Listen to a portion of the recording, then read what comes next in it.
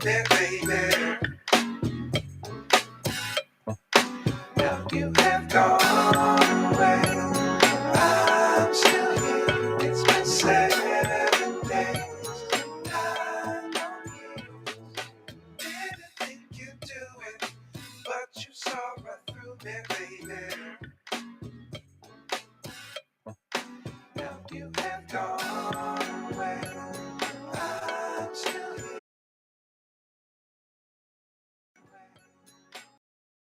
I'm still here. It's been 7 days. I know you didn't think you'd do it, but you saw right through me, baby. Now you have gone away.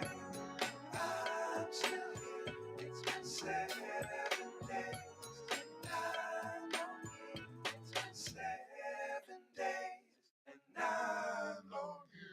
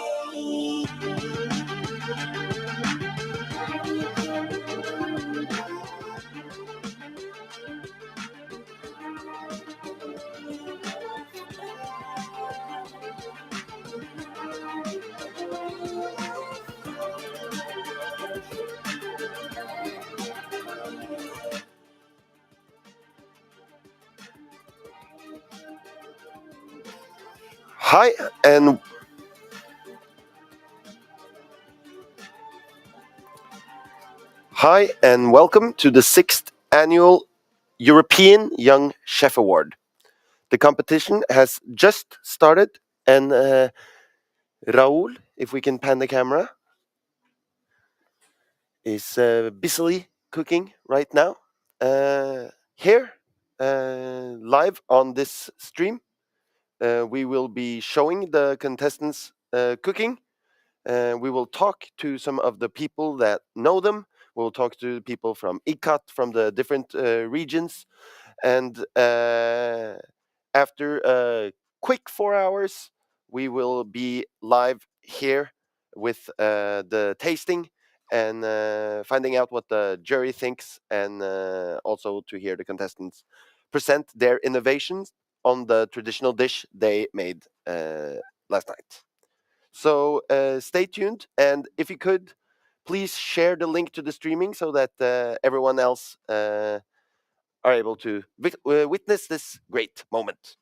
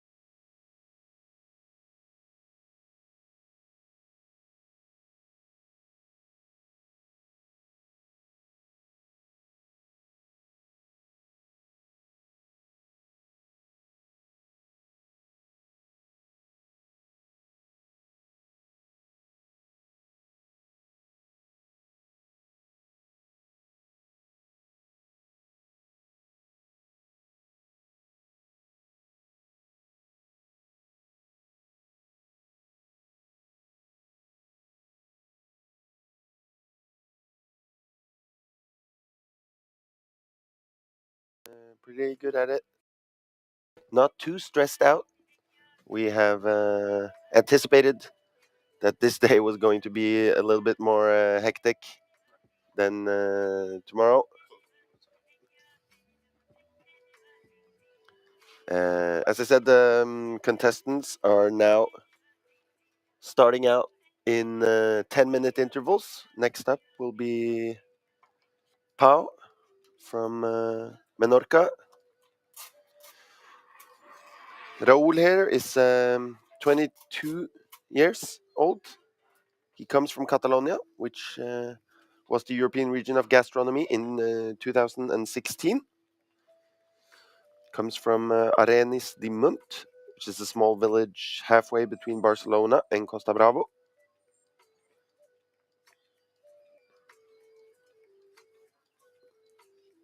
He is studying a technical degree in gastronomy and restaurant service at Jutstpool, which is in Merasme, the region he is also from. Not sure how they divide up Merasme in Catalonia. I guess Merasme is in Catalonia. The traditional dish he cooked yesterday was a vermouth. Vermouth in Catalonia.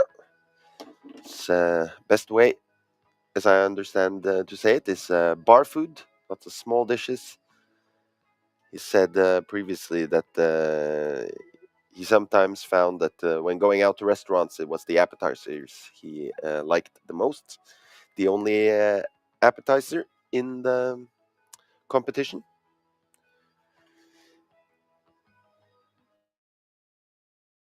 Today, he has called vermouth en tres mossegades, or in English, aperitif in 3 bites. I guess that's actually French and English, but who knows? He also says that him being able to showcase a new approach to the traditional vermouth means a lot to him, because this is such a social food tradition distinct to Catalonia. And as you can see, we have both a streaming team and a social media team. Sometimes we don't talk together, so we have to get the shots of Raul up close. Know how it is with these social media times.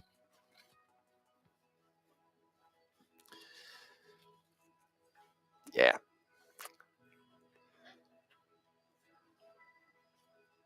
Steady on the hand. Looking real steady. Raul is doing.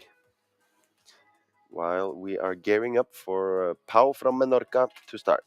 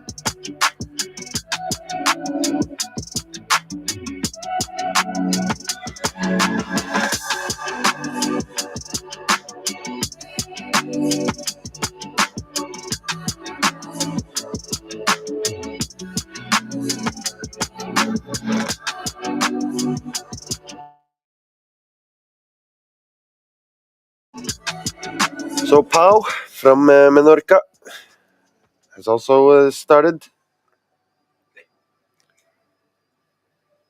He should remain in the frame. It's important. I know the contestants really don't care, but we care. Let's hope that our cameraman is able to follow Pau's movements. Pau is 22 years old. He is from a small village called Ayur on the island of Menorca.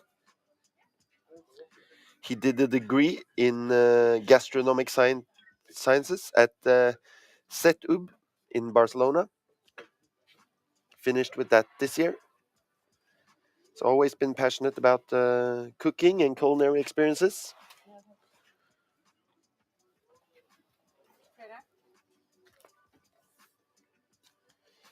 His grandmother, he says, has had the only wood-burning oven in the village when he grew up.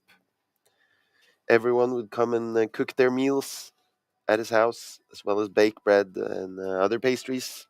His father had a small vegetable garden, and it was there that he found his love of cooking.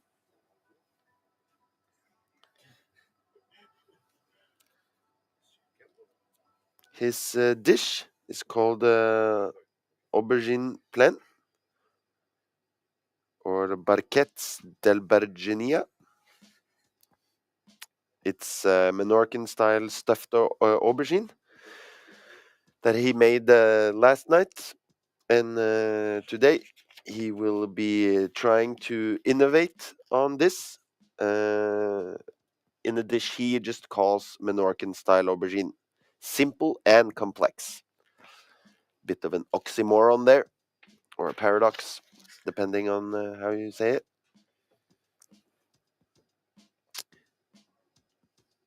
He is also using a famous Menorcan cheese, the DOP Mahon Menorca. And the traditional dish is the sautéed vegetables and stuffing mix, which has gives this distinctive aroma. It's going to be interesting to see how he does this. I know we have some Menorcan guests here in Trøndelag, so we will be able to talk with them shortly, I hope.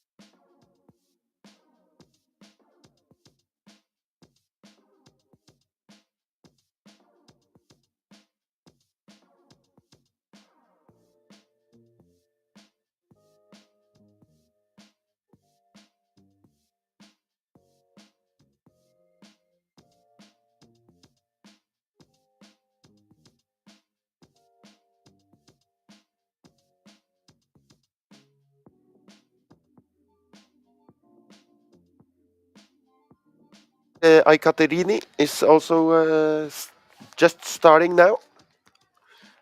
Today she went with her red uniform. She also stood out yesterday with her black uniform. I think it's so cool when there's other colors than white. Such a tradition for having the white uh, uniform in cooking competitions, which actually makes very little sense when you think of it, because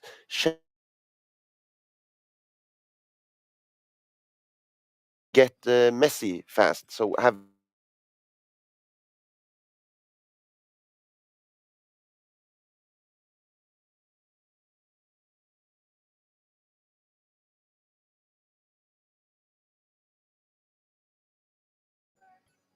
anyways, Katarina Gonidaki is from South Aegean, the European Region of Gastronomy that was awarded in 2019. And she's 26 years old and from Patmos, which is one of the Greek islands. She's from a fisherman family and has always admired her mother and grandmother when they were cooking. And I imagine she has now surpassed them in the cooking skills. So perhaps it is them that look up to her now.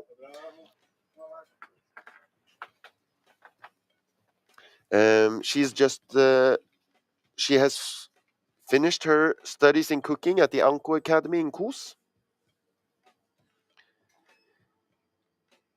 And her dream is to open a restaurant with comfort food, healthy, affordable cuisine. Food from the land and the sea, food from Greece.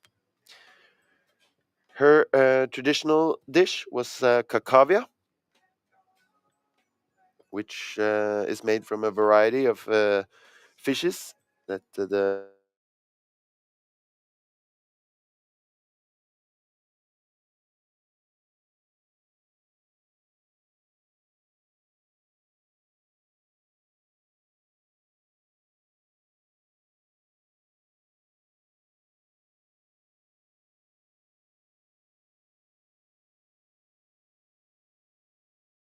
seawater. She actually brought some seawater from Greece with her here to Norway. And I smelled her traditional dish, didn't get to taste it. But the smell was very interesting. Smelled great. The innovation she has called the apocalypse of the Aegean. She's her take on the classic cacavia.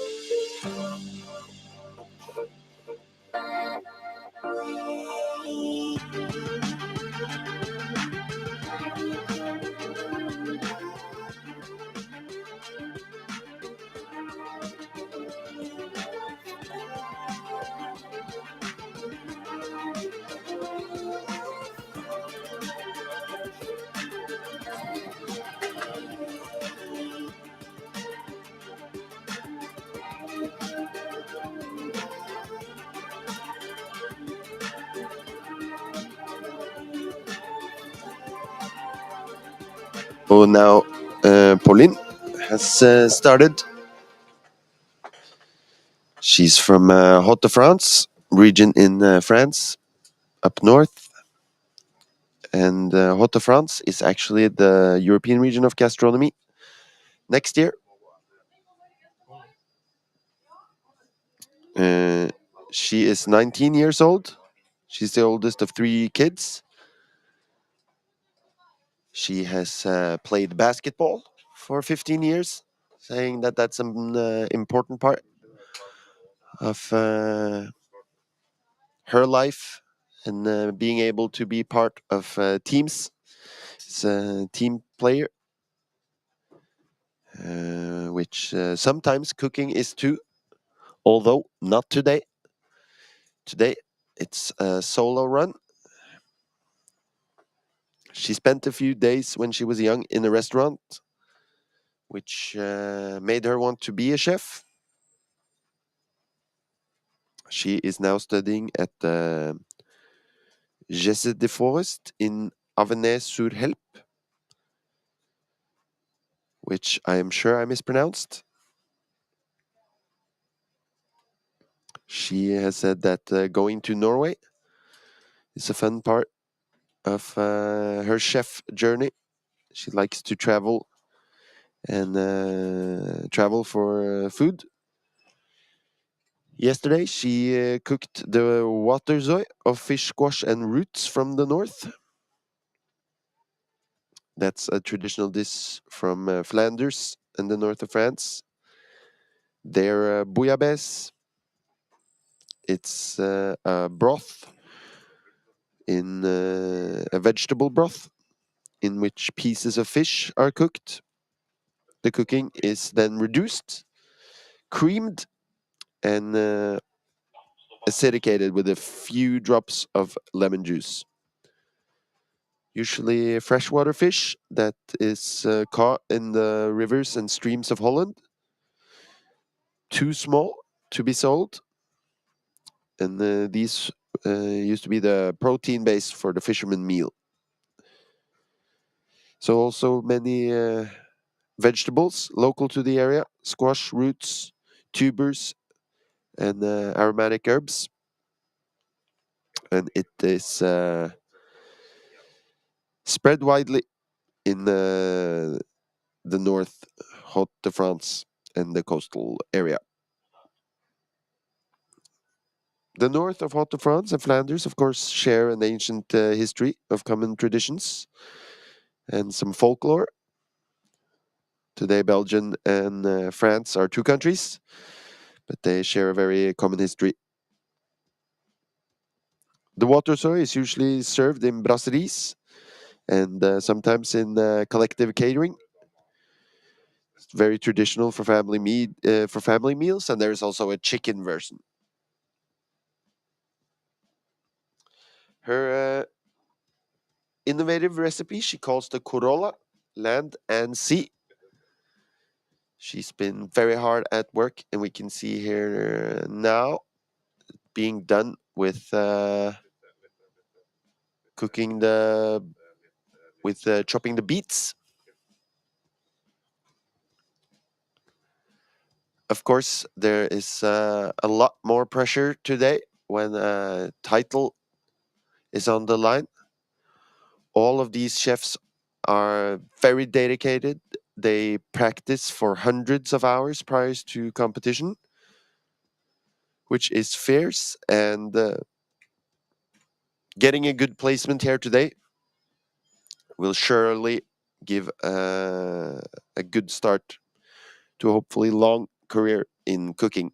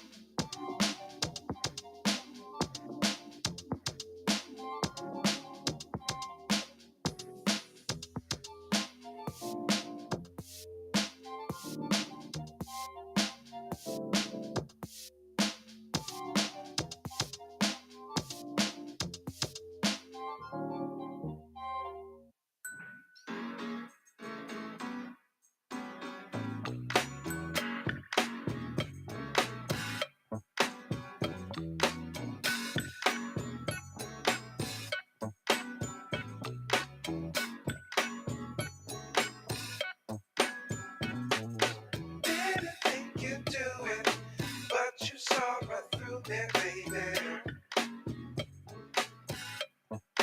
Now you have gone away. I'm still here. It's been 7 days. I know you didn't think you'd do it, but you saw right through me, baby. Now you have gone away. I'm still here. It's been 7 days. I know you.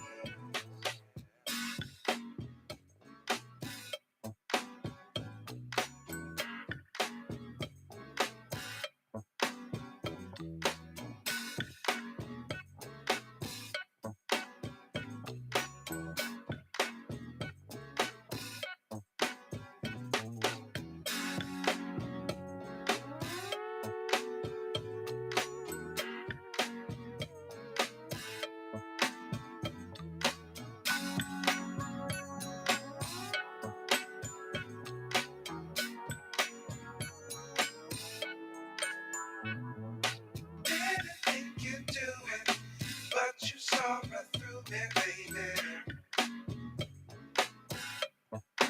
Now you have gone away. I'm still here. It's been 7 days. I know you didn't think you'd do it, but you saw right through me, baby. Now you have gone away. I'm still here. It's been 7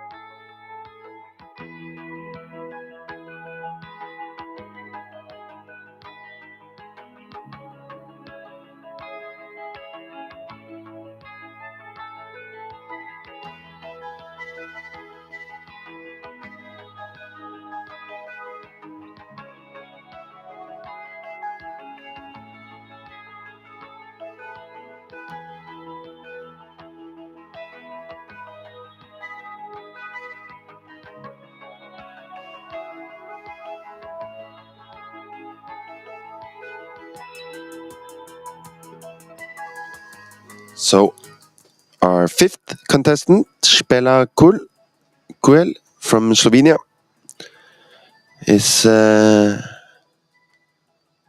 now starting her dish. Has started. Slovenia was, of course, the European Region of Gastronomy last year in 2021. Spella learned or found her love for cooking from her grandmother and her mother, which brought her into the world of gastronomy and led to her going to the secondary school for hospitality and tourism in Novo Mesto. That is also where she gained her professional knowledge in the world of Slovenian cuisine.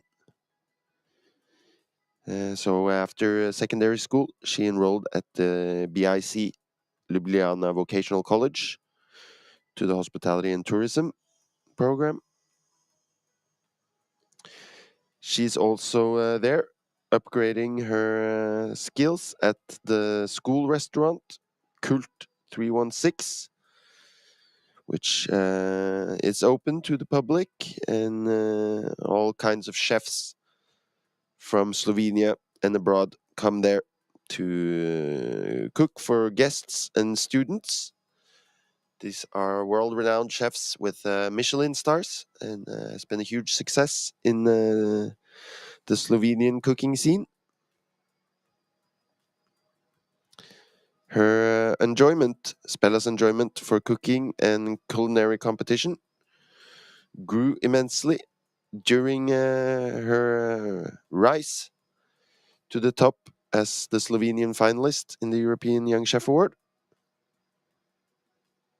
She convinced the local contest jury with her dish, the Shikova Obara, which is also the traditional dish she cooked yesterday. She had a lovely presentation yesterday. Of course, the jury is still out, literally, on how what they think of it, but I have to say it was one of the more impressive, at least presentations I've ever seen.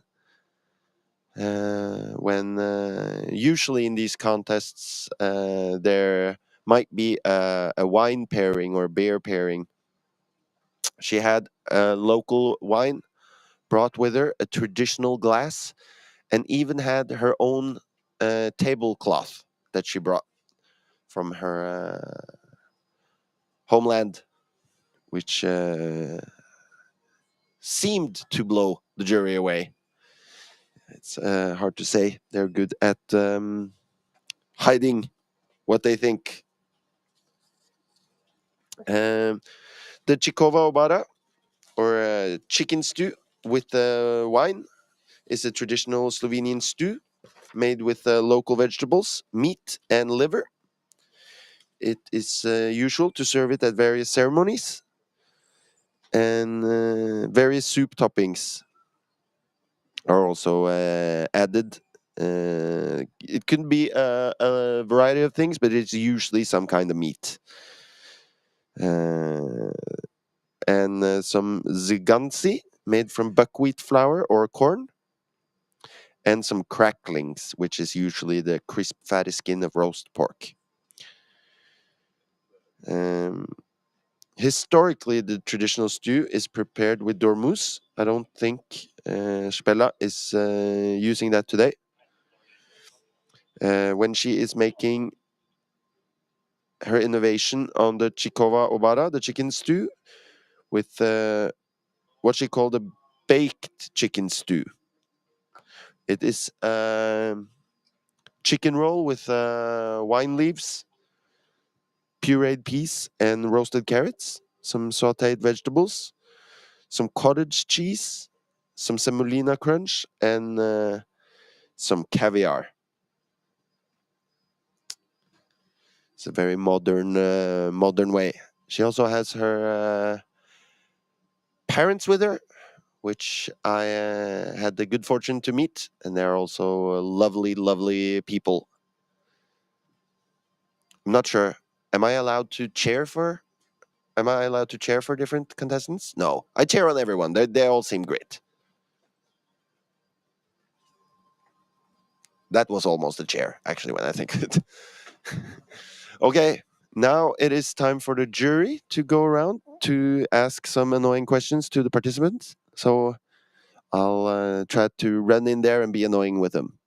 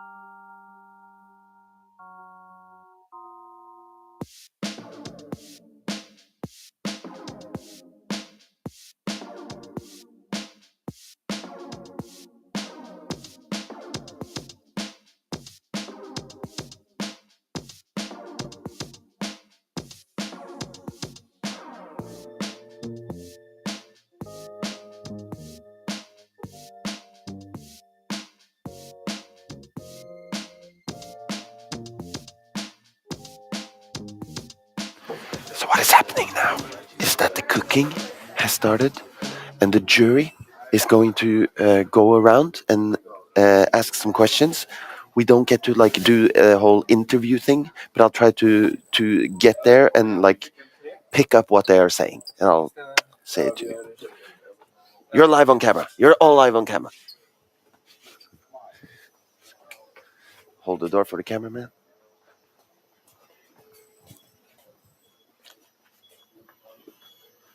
Okay, so we sneak here.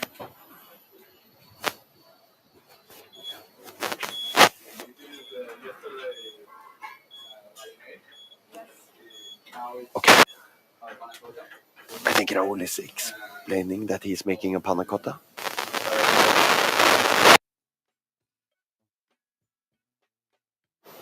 What? He thinks everything is going to plan. Promotion of like typical chili of Spain. That it's conserved It's an emulsion of chilies that come from Spain.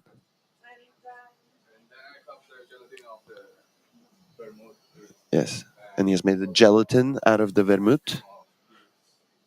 this oil that is native type of olive in Catalonia. Yeah, so he's gotten the native Catalonian oil with him. Tell us about Espinal. It's the company? Yeah. That was near of my house.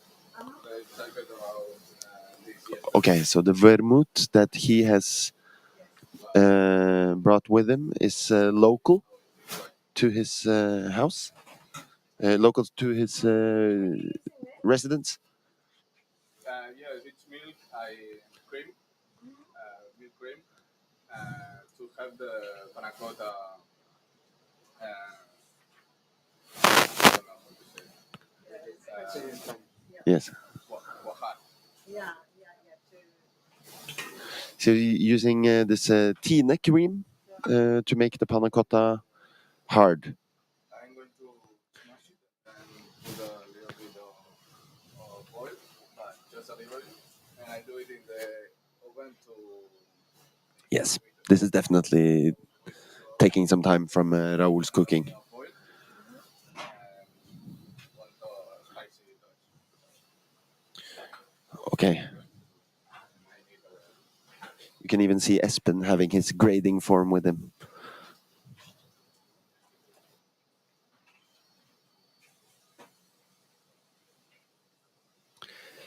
Diane checking the ingredients.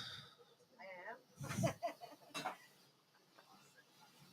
Is this an important part of the competition? Yes. It's looking at where the products have come from, because as ambassadors for the food of their regions, they have to use local products. Yeah. So that's why I'm checking all of the ingredients. And of course, some products don't travel. So, we take that into consideration. So we were just noticing the cream is from here, but that's normal. Yeah, I mean, it's very difficult. It's very good cream. This is the Tine is the association. So good. Yeah, thank you. Yes.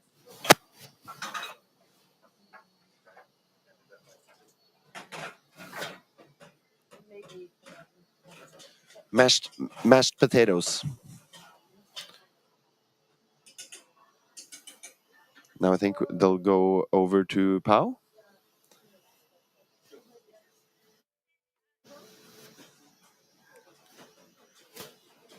The cameraman is signaling something to me. Okay. How are you doing? Is everything going to plan? What? Is everything going to plan? Yeah. Until now, yeah. Pau is saying that everything is going to plan. That is made with caramelized eggplant. That we Caramelized eggplant.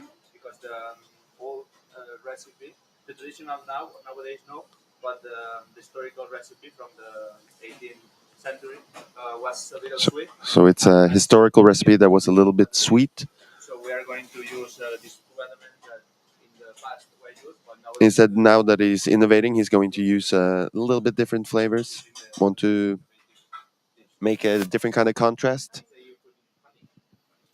Yes, to caramelize we put a little bit the eggplant. And then So he's used honey to caramelize the eggplant. we didn't brought the whole pot, but it's from it's called Samar. That is a so popular honey in Menorca. That is 100% ecological. And has So the he's one brought some Menorcan honey, world and 100% ecological, the cheese also. We have used the EOP cheese. That is the all the EOP from. and the EOP cheese we talked about earlier. If you want to taste, I have from here. If you want to taste the cheese, this one is.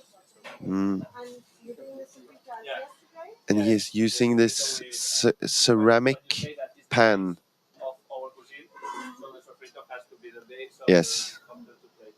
And does it make a difference? And the frito is the base of the dish. Well, this one. Using the clay pot. Yes, I think the smell and the flavor is different. And he's saying that he's using a clay pot because it changes the smell and yes. The beer from yesterday. No, today no. We are going to prepare the dish with another wine. Yes, and yesterday Pau paired the dish with a Menorcan beer, but he's saying that today he will pair it with a local wine because the flavoring is a little different. Well, and all the dish is it starts from an eggplant cooked by low temperature, and we're going to use all of it.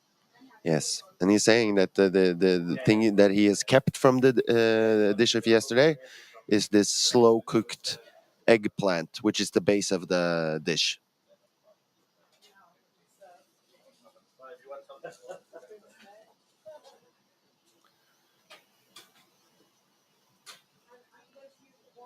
Yes, this one. No, Okay, this is very exciting. It is hard to sort of not intrude too much on the area. I see the jury doesn't care at all about that. So next she's smelling it. Yes. What do you think? What do you think about the way he's progressing? Do you think that it's innovative enough? I think this is a great idea to kind of use the roast juices from the eggplant and make a broth out of it and simmer your eggplant in that. The other thing I would add to this is the beer from yesterday to kind of give it a nice umami texture and flavor. But I think this should work as well. He said that he was using the clay because it gives a different texture and taste. But does the clay give a different taste? So, where I come from as well, earthen pots were how people cooked in the early ages. And definitely, when you cook on fire with an earthen pot, you get the aromas are different from then using a stainless steel or cooking with electricity. So, I think it definitely plays. Do you think you could taste the difference between a clay pot and a metal pot? I think it would feel more homely in a clay pot than a metal pot. But yeah, if you don't know about it, probably you wouldn't be able to guess it. But it's just the mind, I guess. Yeah. Aren't you scared to intrude on the contestant and ruin their competition? I wouldn't go that far. Yeah, yeah. They have 5 minutes. It's not that. Yeah. I think convincing the jury is a part of it, so it's time well spent, no? Sorry? It's time well spent convincing the jury. Is Yeah. And I think we are a decent jury to convince. Yeah. Yeah. Not that convincible. tough. Not that tough. Gullible. This color is what we need. So if you put another place, you get oxygen, and the color is not the same for the skin. Is it a particular variety of aubergine? Because it's very small. Yeah. Well, you can take it bigger, Yeah. but has lot of small things in it. If you get bigger, so the smaller ones are better. I would think. Yeah. Yes. The seeds get bigger. Right? Yeah. Yeah. And we are going to use this all Wonderful. Thank you so much.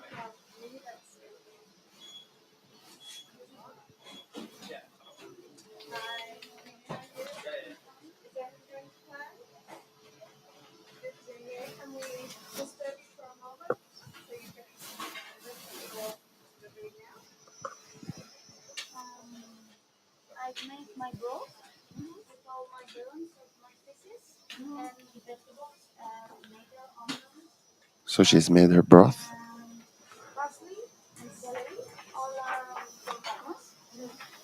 It's made of parsley and celery.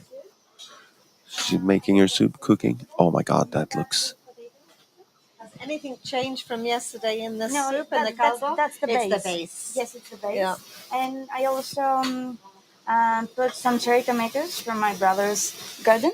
Mhm. Yeah, and I have also put Cherry some, tomatoes from her small brother's onions garden.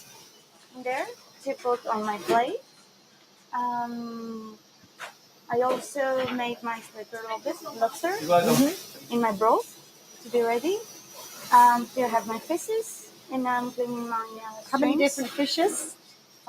Five different fishes. We were quite impressed with you had picked so many fishes, and they're all typical from your Randpatmas. Yes. And it's interesting because in a broth, it's easy to fit five different fish in, but you're going to change the recipe today. So Yes, I'm gonna what's the make. secret? I also have the secret ingredient, the seawater from Greece, to make the soup, and some of normal water. I have olive oil from Greece. I have dry white wine, Malagousia from Greece. It's so good. And I'm gonna make a velvet soup. And I'm gonna make croquettes with my fishes and my sleeper lobster and my shrimps. I'm gonna make a parsley.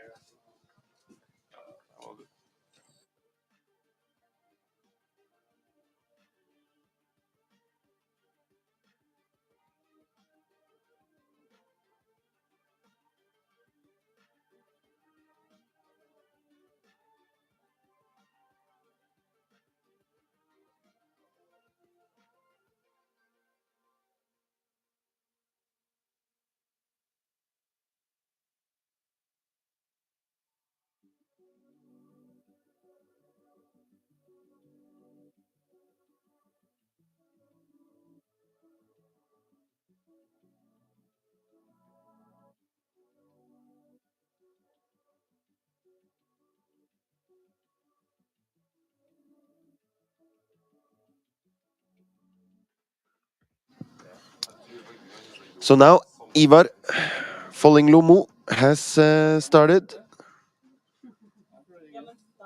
He is, of course, the local candidate here. Has his crew standing here, not far away from where we're streaming from. So I think there are some fans of Ivar here today. Ivar is... how young is Ivar? He's 18 years old. He's a chef's apprentice at Fagn in Trondheim, which in the recent years got its first Michelin star. This year? 2 years ago. Something like that. Ivar, besides cooking, enjoys skating and foraging in the beautiful Trondheim nature.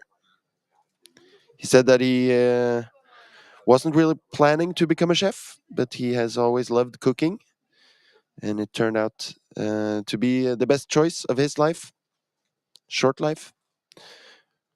He hopes the competition will help him develop as an apprentice and become the best chef he can be. Yesterday, he cooked the Norwegian national dish of fårikål. Fårikål is a dish made of layered fresh cabbage and lamb. It is usually served in the fall when the sheep come down to the slaughter and the cabbage is ripe. He has just called his innovation dish the innovation of fårikål. I tried so hard to convince him to rather call it Kål I får, but he wouldn't listen. So let's hope that that is not what decides the competition.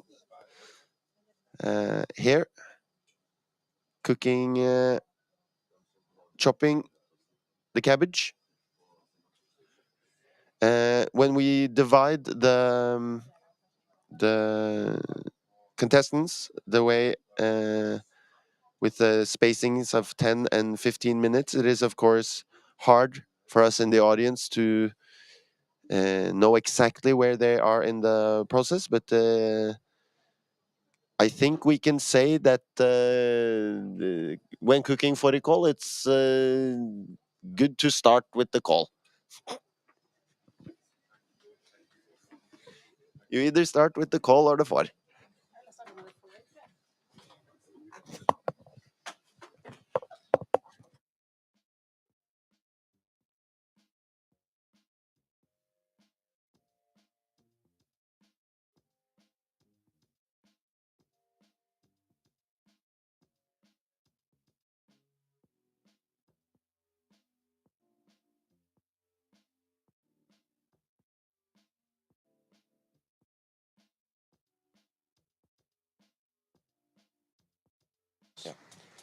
Så, Svein Magnus Jønvik, you're the chief chef of the competition.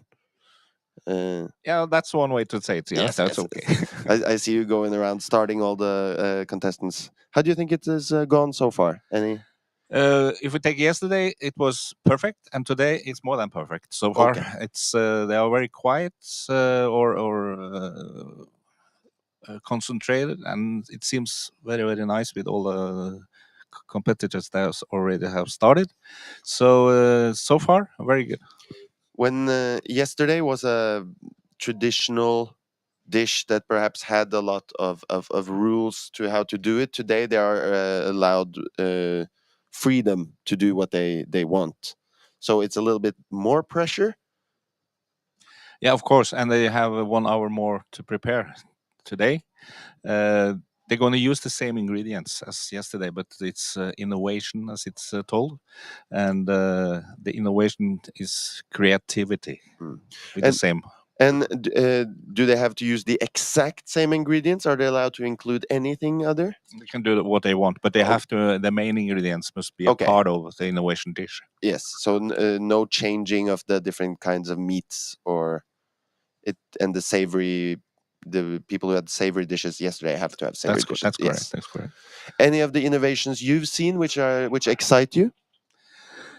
Yeah, it's. I think all the competitors, they have their own touch of the ingredients. So I think the flavor will give some hints, and also the presentation at least.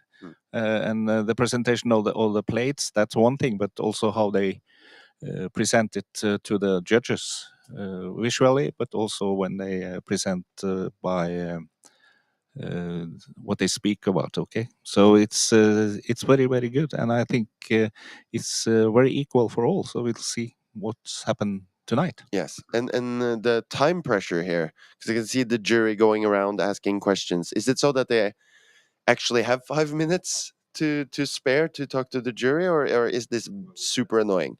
They have 2.5 hours. That's it. They Yeah. don't get any Okay, extra. yeah. We see Pauline here is being affected by the jury, but now just standing with her back to turn to them. Yeah, and the jury now, they just have some pep talk to let the competitors tell about the dish, but also some easy questions. Yeah. Total. And it is as important, or would you say this the communication part and being able to tell a story about the dish you're creating, now that it's innovation and not necessarily just tradition? Yeah, it's a big part of the competition because they know how to present. They know they have to know the history of the ingredients and why they have made the mix that Yeah. they present. So the history is very very important. Yeah. Okay, I think we are going to go now and see how the jury is done. But Yeah, thank no, you no. and have a good day. Same to you, my friend.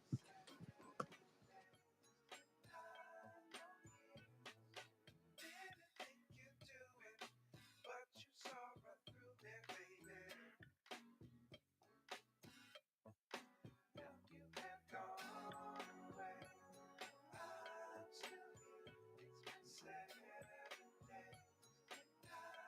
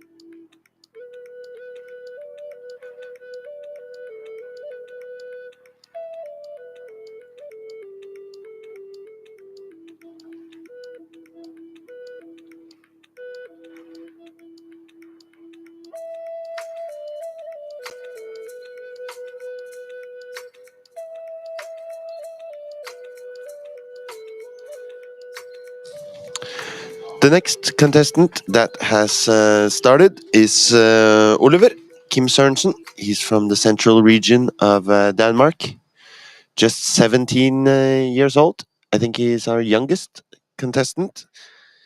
He is also the most recent contestant to qualify for from the local contest. I think he was just awarded this spot in October, so he has had to hurry. I have not had the opportunity to prepare as much as the other contestants. He has already been trying to educate himself as a chef for 3.5 years. He did so for 9 months at the cruise ship MS Polaris and Hurtigruten, and has for the last 9 months been working at Alès in Oslo. He has always been interested in gastronomy and has moved different places all over Europe. He's lived in Austria, in Denmark, and now in Norway. His ambition is to one day become a head chef at his own restaurant and get into the Michelin Guide. It was his father who introduced him to the hospitality industry, where he is been working for 20 years. And after being introduced to the hospitality industry,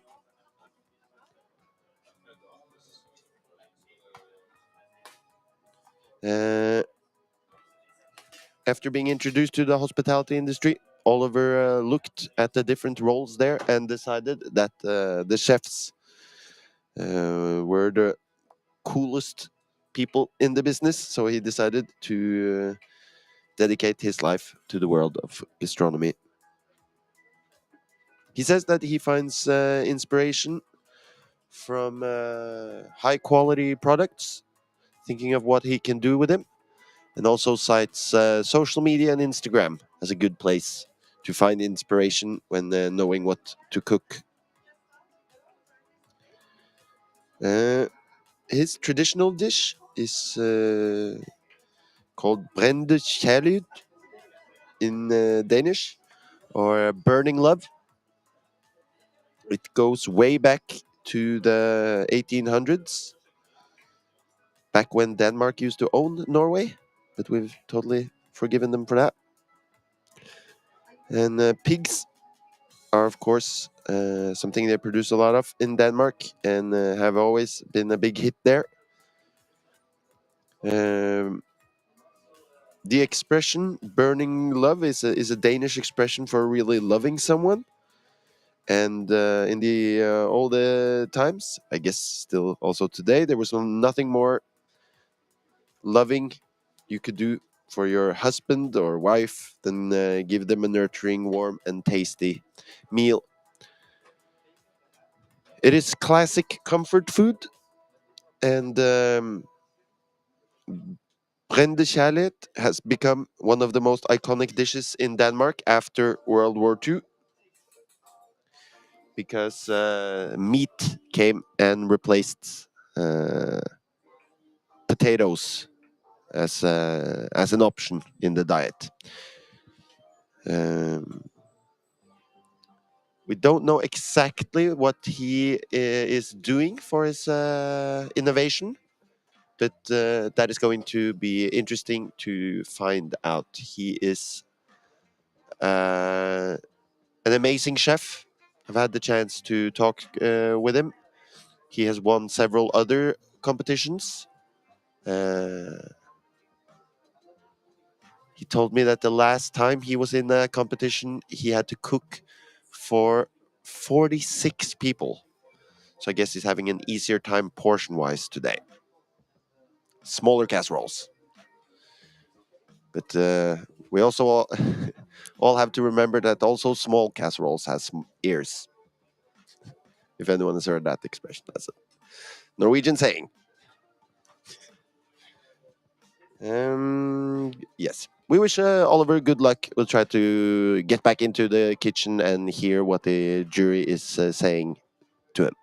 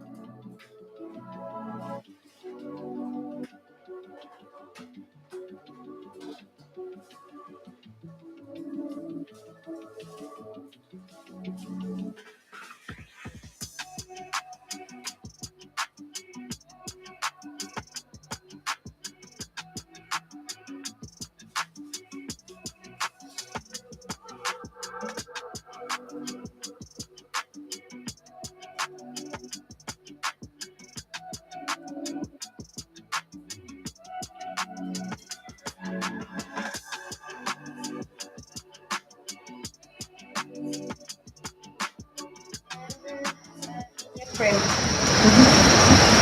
For the ice cream, I'm making the egg jam. Then I make the meringue, and then I put it all together. For the tiles, I'll mix the almond flour, the melted butter, the egg whites, and the chocolate, and then I put it in the oven to 8 minutes at 200 degrees. And for the manioc cream, I'll mix the milk, the manioc flour, the egg yolks, and the sugar. Okay. Can you tell us a little bit about the products? Which products could you bring? I'll bring the milk from Portugal. Oh, you do. Okay. That's. The sugar is from here because I forgot. Oh. Oops. But would it be a different sugar, or are you happy with the sugar? Yeah, This is standard. The almond flour and the manioc flour is from Portugal. The butter too. The chocolate is from Portugal. The flours that I'll use in plating from Portugal too, from Minho.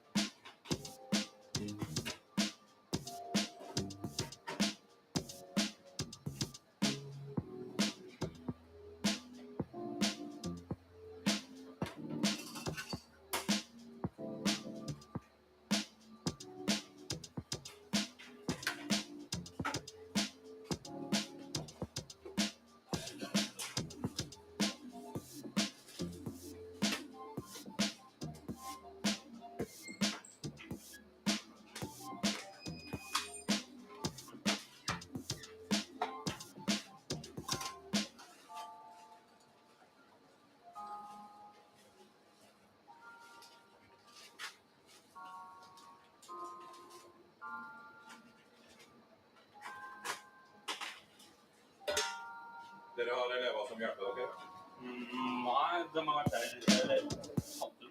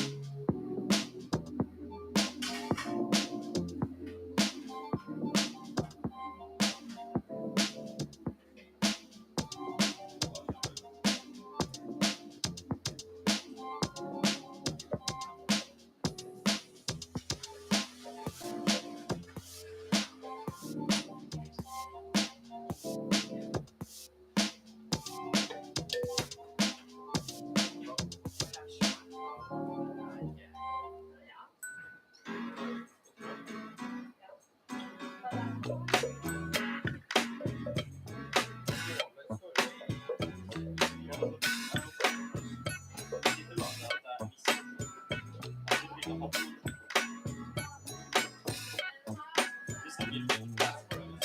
think you'd do it, but you saw right through it, baby. Now you have gone away. I'm still here. It's been 7 days. I know you didn't think you'd do it, but you saw right through me, baby. Now you have gone away. I'm still here. It's been 7 days. I know you.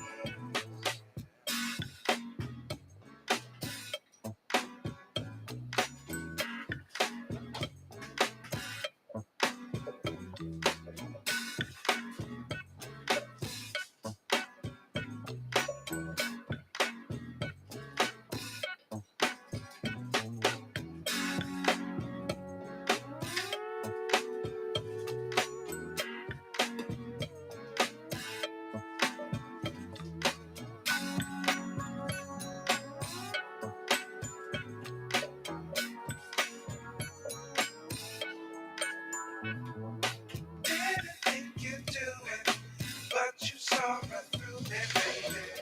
Next contestant that has started is Beatrice Coelho. She's from the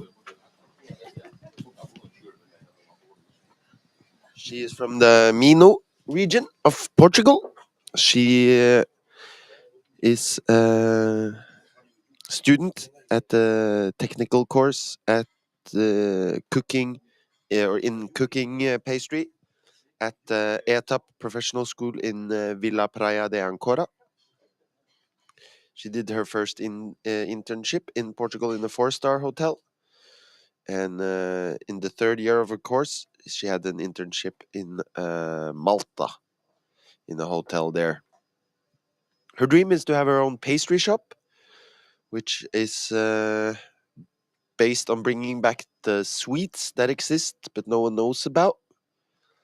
She's been helping her mother in the kitchen since she was little and got started practicing recipes she's seen on YouTube.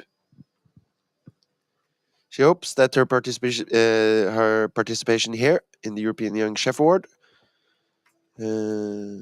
she meets new people from the world of gastronomy and learns something new. She cooked a traditional dish yesterday called the Meas Luas de Viana. The Meas Luas means the half moons of Viana, and they're sweet that is made and sold in the Regimiento de Santiago. Tradition says that these sweets are made by young women in convents that they make after they are abandoned as children. Its sale was made through the convent's wheel. This wheel consisted of a piece of wood that existed on certain doors of the convents and that allowed from the outside to deposit what you wanted to send to the interior of the convent anonymously through the opening of the same door. So the same wheel that served to this is such a tough story. It's horrible. But the same wheel that spun around that you were able to sell sweets through was also made to abandon children in.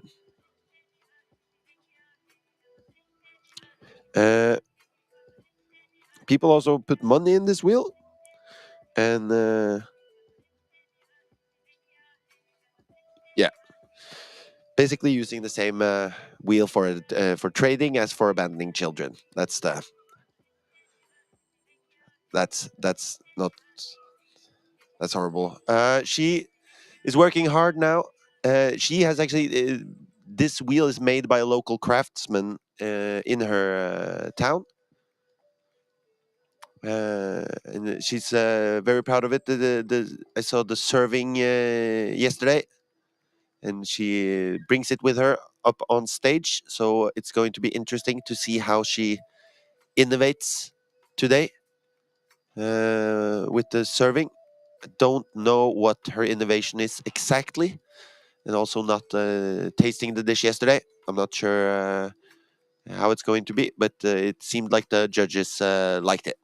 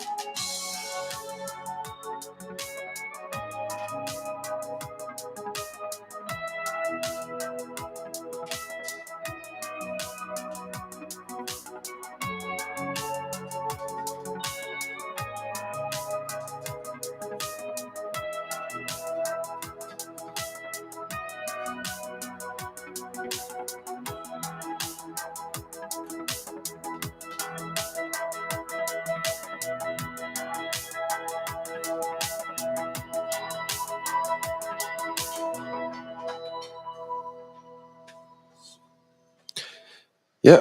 Our last contestant to start is Reuben Lima. He comes from the Coimbra region, which was also the European Region of Gastronomy last year. They have a small part of this year too. I'm not sure how big actually. He's 19 years old, and he comes from Lusa in Coimbra in Portugal.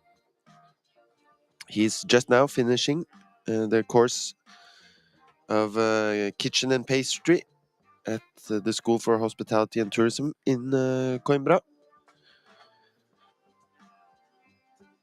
He is then going to start a course of management and pastry production in the west part of the country. He has also done 2 internships, one at the Pestana Hotel in Madeira and one at the Six Senses Hotel in Douro, where he says that he grew up professionally. The most thing that he loves to do is cook, learn new techniques in pastry, create new dishes, and he also loves physical exercise. Don't know what that physical exercise is, but coming from Portugal, I'm guessing football. He signed up to this contest to pay tribute to his grandmother. So he thought out something that she did many times for him when he was little. And that is the ice cream he is going to make today. He is doing innovation on what is called the Tigellada Lusanese, which is a dessert for wealthy families in regions with bad economies, which reflects the agro-pastoral traditions of these territories. Depending on the area of Beira Serra, from Lusa to Estrella, it's goat, sheep, or cow's milk that is used together with eggs and wheat flour. It usually appears on the Christmas, Easter, or wedding table as a party candy. And it's always made in clay pots. So he's then going to take this dish and make this into an ice cream somehow. Going to be really interesting to see what he comes up with. And also we have these 2 contestants that are making dessert. It's going to be interesting to see how the judges are able to look past this very different kinds of cooking.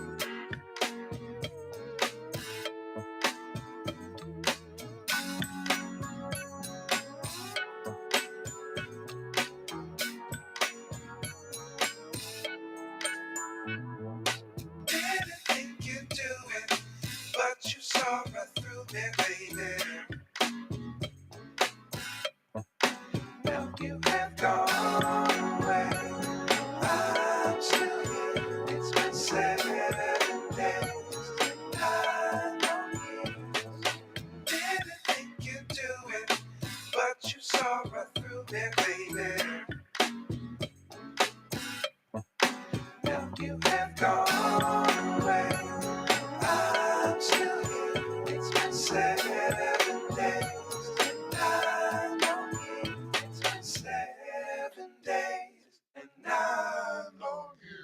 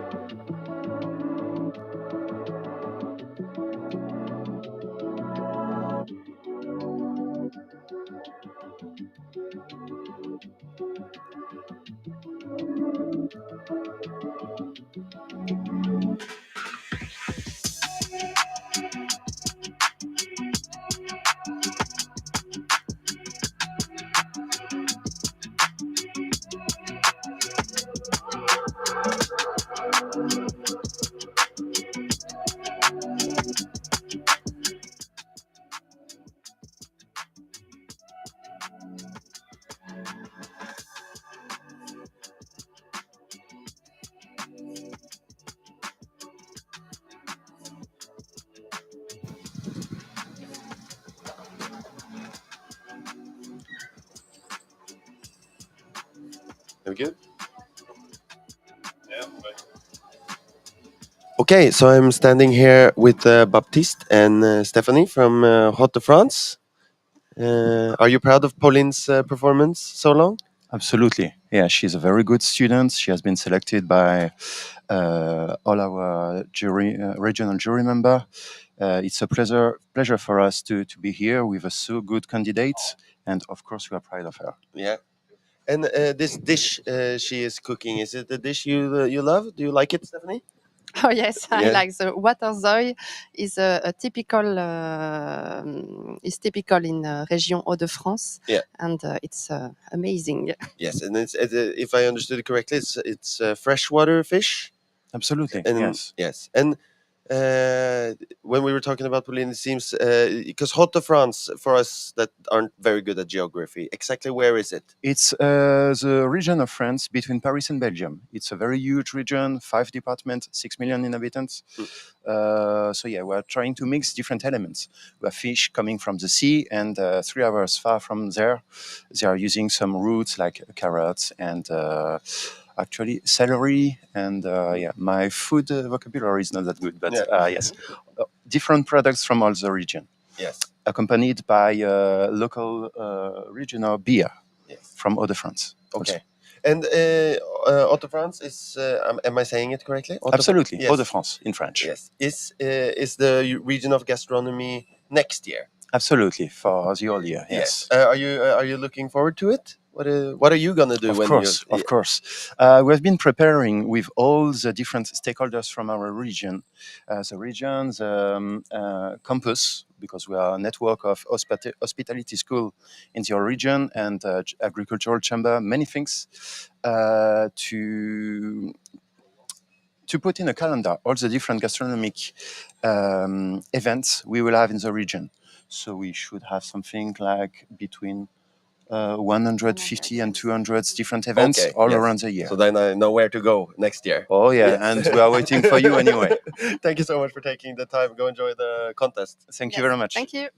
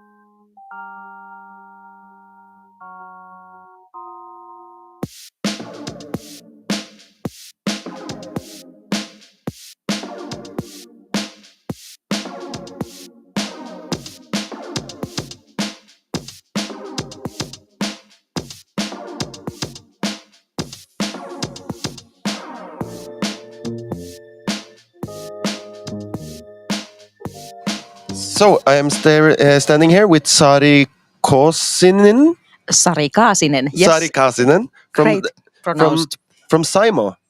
Yes, our region is Saimaa in Finland. Yes. Yes, and for us that aren't super good at geography, what region is that on the map? If you see Finnish map, you have to look at to the east part of Finland, and there is a lot of lakes, thousands of lakes, and this lake area is called Saimaa. So there we are. Our main cities are Lappeenranta, Mikkeli, and Joensuu. Okay, and in 2024 you have been awarded to be the European Region of Gastronomy. Are you looking forward to it? Yes, we are so proud of that we got that title, and we are working so hard to be the best region in Europe in 24. Yes, and when you observe the competition here, What do you think so far about how it's gone here? First, I have to say big congratulations for this Trondheim organization and whole team who made this competition, because it's great and everything has gone so well, and organization and these teams and everything is wow.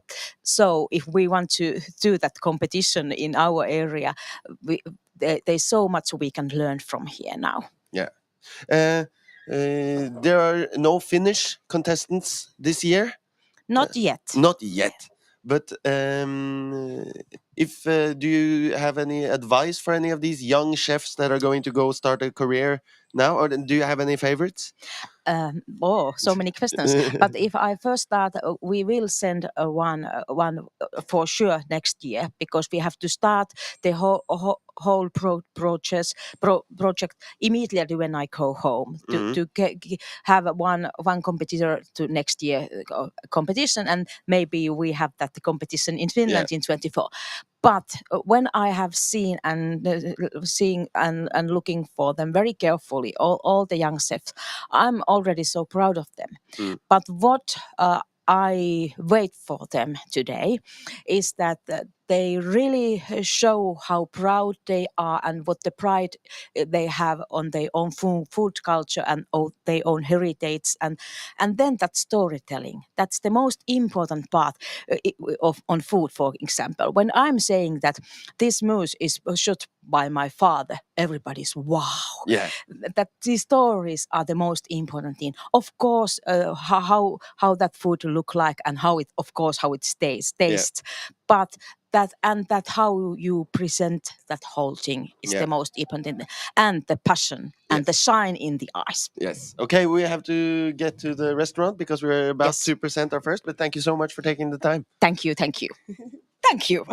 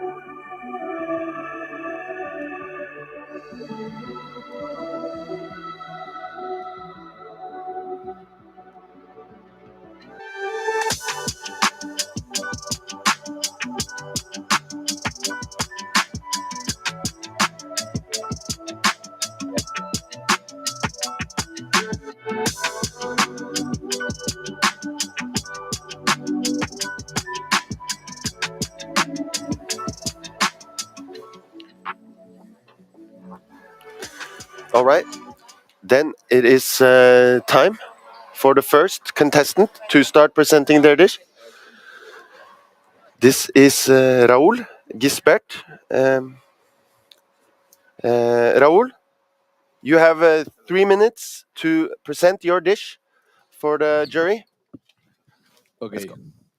So today here we have the innovative version of what I did yesterday. And yesterday it was not a traditional dish. It was more a tradition than a dish. So today I wanted to bring all the feelings that the vermouth give to the people to this table and to the dish.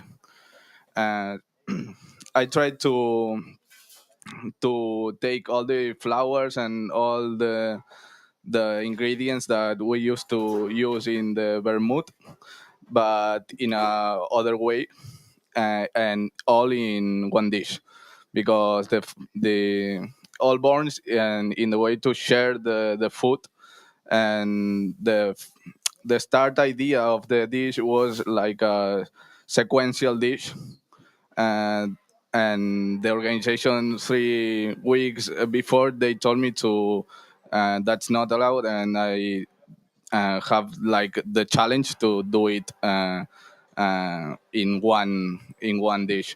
So I tried a lot of the flavors and to find like an harmonic way to, because it's like a lot of peaks of the flavor. All the flavors that are in the tongue are in the dish, and the difficulty of the dish was to find that harmonic way, and the vermouth is there to close the strong flavors, like the bitter acids and all of this. And I hope that you like it. And this circle is the panna cotta that yesterday I made with the mussels, and I added some iota to find this texture, and it also have some of the escabeche and the water of the mussel, and that's why I do it just in vapor and not frying, to conserve that water and feel it in the mouth. And then I have there's a flower like an olive, and uh, there's 3 olive that are tapenade, that are like fake but with the form of the olive, and with the vermouth gel and the goggles. And we used to in Catalonia to add the olive some vermouth inside, so that's the combination.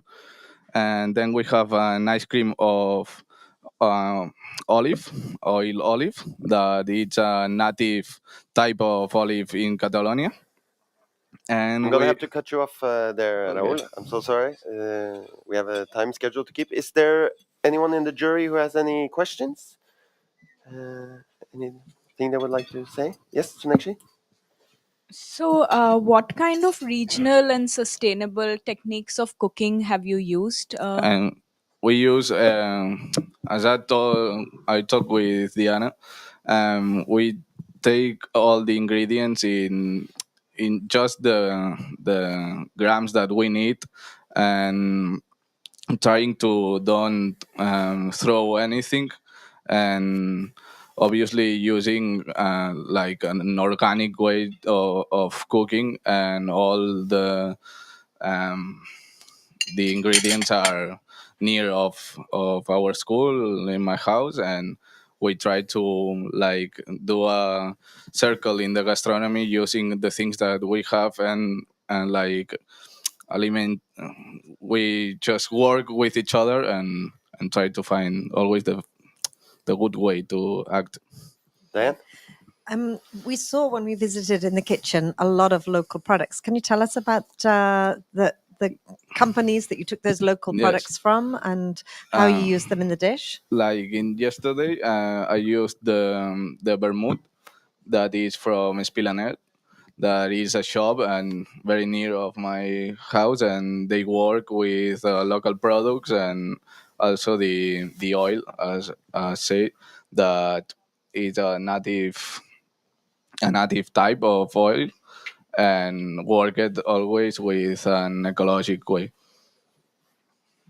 Okay. And the anchovies inside the olive and all of these are from our coast, our sea. So that's it. I think that's great. Give a big round of applause to Raul. Thank you. Raul also, before he left Catalonia, he made a movie to get to know him a little bit better. So we're going to watch that now.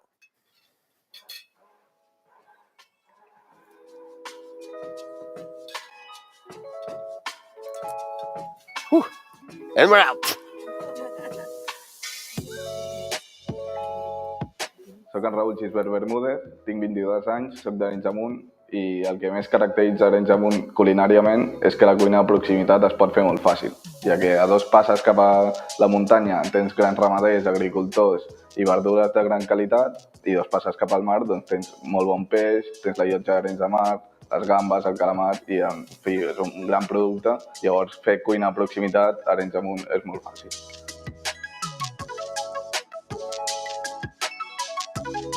Doncs a Catalunya tenim la costum de fer el vermut, que s'ha convertit en un acte social abans d'un gran dinar. I moltes vegades la companyia és tan bona que la prèvia és més bona que inclús el mateix dinar. Llavors em vaig imaginar doncs, un plat que realment signifiqués i tingués un valor emocional com per mi és el vermut, perquè sempre el faig amb la família, amb els amics, i gaudeixo molt d'aquest moment. El meu plat, per tant, es diu vermut en 3 mossegades i simbolitza una mica 3 elements típics de fer el vermut. Tenim la patata brava, els musclos en escabets i la hilda o les olives amb anxoves. I tancant aquest cercle amb la beguda, que és el vermut, que talla amb aquests picants, aquests àcids, aquests amargs.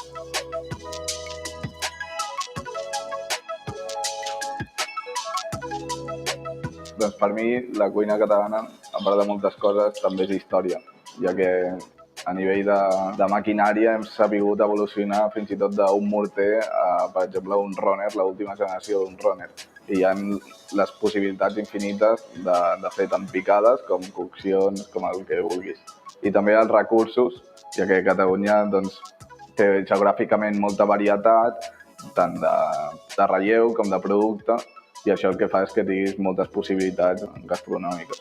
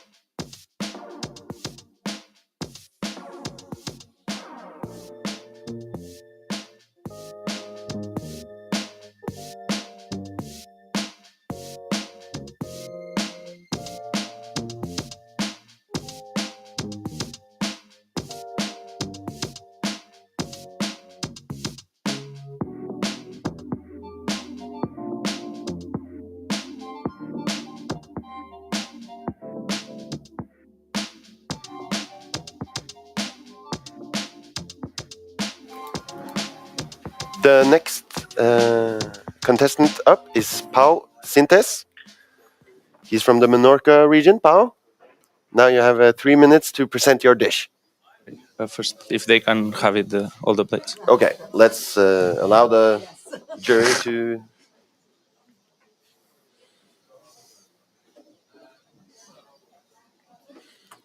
Hello, everyone. The innovative dish that I'm gonna present you of the stuffed aubergine you tasted yesterday pays homage of my land, that is Menorca. So we are gonna make homage like in three aspects. One of the traditional name in Menorca that I told you was the Menorcan boats. Like we are going to use some herbs from the coast for that reason, like the fennel, marine fennel, and capers. And then we also want to aim the traditional recipe from the 18th century that cheese and honey was did it, but traditionally nowadays we don't use. But I did it in this case with the tail that you can see with the cheese. And then I have broke down into three parts the eggplant that you tasted yesterday. The skin that I've assimilated the texture of the skin downstairs with a broth with wine and caramelized eggplant. Um, and then it's glazed on the top. In the middle, the filling, we have an emulsion made with sofrito and wait a little bit. Wait 1 minute, I will explain. No, sorry, because I will explain. Oh, sorry. And the filling is we have an egg yolk cooked by low temperature because it's the creamy that we had yesterday in the filling of the eggplant. So in the gratin, we have done in two parts. One of some pearls of garlic and pepper that with the traditional one has some pieces of garlic and pepper, and we transform it like in pearls. And then the tail that you can see. With this dish, I want to aim to the plant world by applying different techniques that we could use to the meat or fish. That in this case in eggplant and from a variety from Menorca. And then it aims to fight against the food waste because from all this aubergine that this is the one that we use, we have used old and we have value in this case for all the pieces, and we only throw this piece that is the thing that is inside of here that is wood, and you can use well if you want to touch it. It's like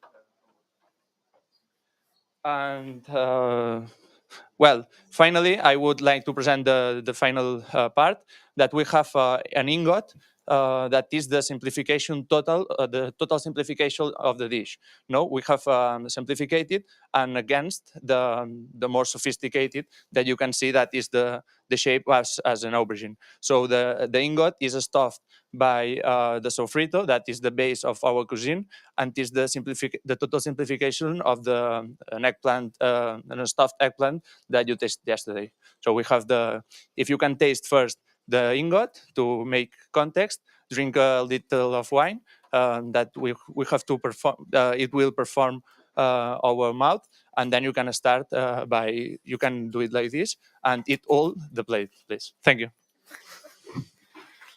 Yeah, wait for the questions. Yeah. Johan, you have a question? Can you tell us a little bit more about the wine? Yeah, well, the wine is 100% Merlot. That is olive one parcel. I don't know how to say a little only a land that is from an ecological city, place. So it's a different wine. It's a rose wine that Menorca didn't has this wine, but I think it's so good to pair with this because perfumes a lot of with all the things that we have prepared for you. Diane? You've chosen to present us a vegetarian dish. Are you vegetarian? And what was the decision for that? No, I was talking with my mentors, and we are studying that Menorca is so austere and an austere and simple island. So we think that I'm not vegetarian. I love meat and fish, but I think that we have a lot of recipe and very good recipe that are vegetarian in the old recipe on the recipe books of we have from Menorca in this case. And I think that nowadays we are having people who are vegetarian buys a lot of products that go from all over the world, like soy, to make vegan burgers or something like that. So I decided to put in value a traditional vegetarian dish that we have in our island. Yes. Thank you so much, Paul. Thank you. Paul made us a movie to get to know him a little bit better. Take a look at this.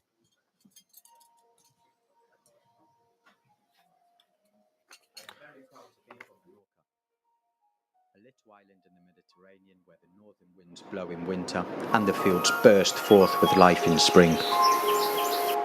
An island where dazzling sunshine glints on the sand and the sea in summer, and where the fields drink deep when the autumn rains arrive. It's my home, and I feel very happy and blessed there. I know that the changing seasons will fill my kitchen cupboards with food, a generous island brimming with life, which always supplies its inhabitants with the food they need.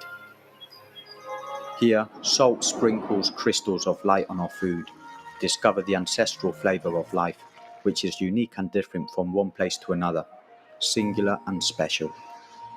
On my little island, we kneel down to search for tradition in the earth, where we find everything we need, the knowledge to learn, the motivation to innovate, the spark of light that anchors our never-ending journey towards the rediscovering our origins. The ancient power of the hoe and manual labour, which is still practiced by farmers today, those who give us the fruits of their labour, intensifying the full flavour of our dishes that live and breathe the aroma of salt and soil. Menorca is a biosphere reserve, pursuing a circular, sustainable economy through conservation. The people of Menorca love our little island, and we take good care of our ecosystems, which are home to a bounteous explosion of foods. An ancient culture of stone pressed upon the landscape harvested by Menorca's identity, my identity. My name is Pauline, and I am proud to represent Menorca at the European Young Chef Award.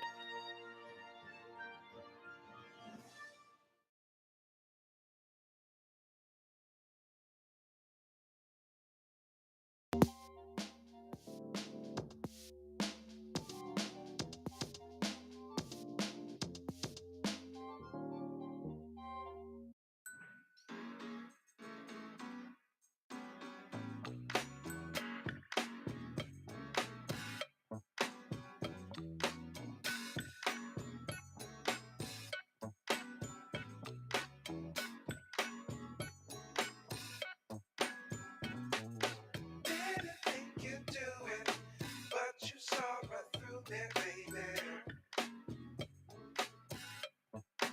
Now you have gone away. I'm still here. It's been 7 days. We are just now getting ready for our next candidate. She is from South Aegean, which is a region in Greece. Was the European Region of Gastronomy in 2019. It's a very different mood here today than it was yesterday. Yesterday, all smiles and giggles all around. Today, it's a little bit more serious. I think we're feeling the pressure. I think the contestants are doing the same.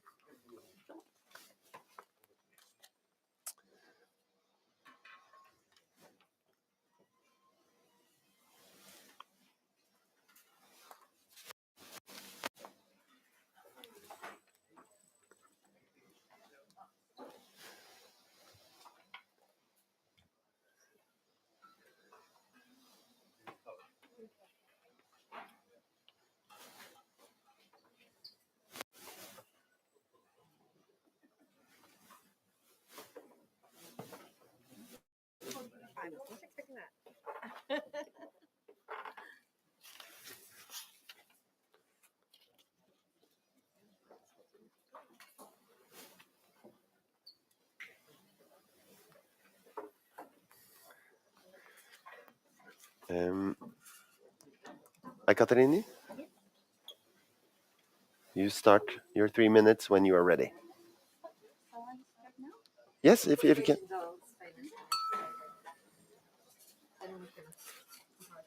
Into the microphone.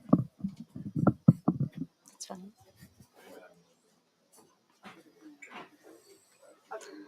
Hello, everyone. I'm so happy to be in front of you.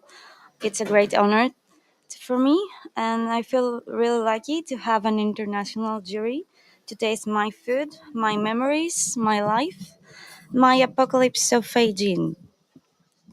I named it like this because by this dish I'm going to reveal to you the real flavors of the Aegean Sea. So, in front of you, you can see 3 croquettes that have been made with all the fishes and seafood from the soup, the shrimps and the sleeper lobster. You can see a coral that is made from the potato that was in the soup. I have also 3 sauteed onions with extra virgin olive oil with parsley. On top of the croquettes, I have the marinated almiriki. That is a herb from Greece that grows up near the sea and only in summer. So I marinated it with olive oil, salt, and garlic to bring it here a month. And it's full of iodine, vitamins, and it has got lots of benefits for our body. And in the pot, you've got a velvet soup with all the vegetables and from the bones, the broth, and everything. And I have also added some lemon in the soup and in the croquettes. And I also have some cappuccino flowers from my garden. Yeah, that's it. I hope you enjoy it. Thank you. You mentioned that you had many fish in the dish yesterday. Can you name the fish for us? Yes. The first one, the bigger one, is Christopsaro. It's also known as John Dory.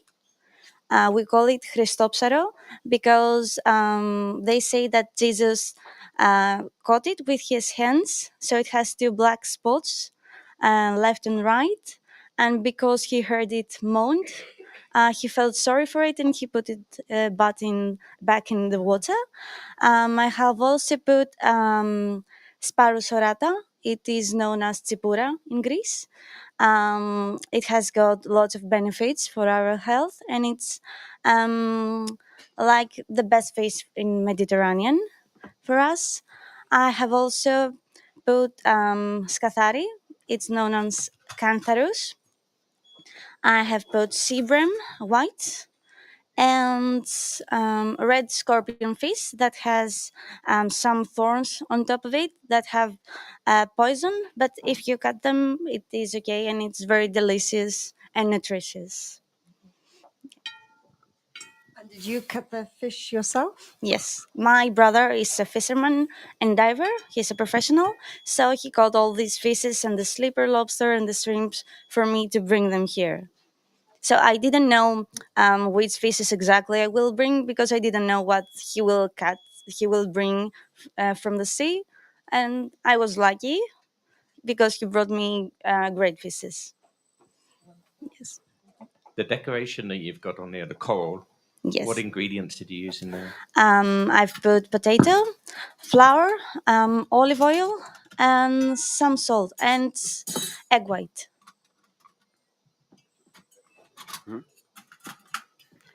Yes, thank you so much, Katarina. Thank you very much. Please enjoy.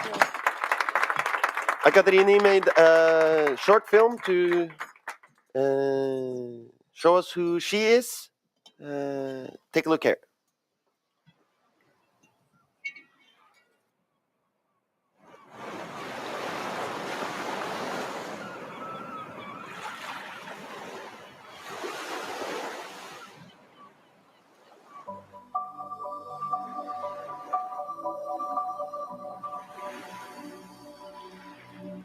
Our land, a piece of rock cast in our sea. The sea our mother.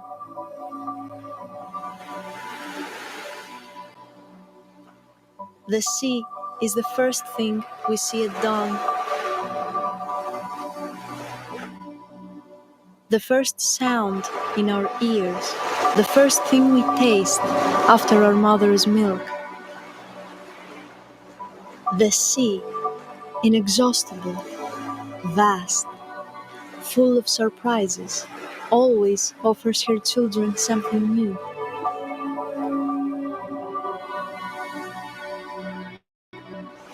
Especially to those who strive every day within her arms, the fishermen.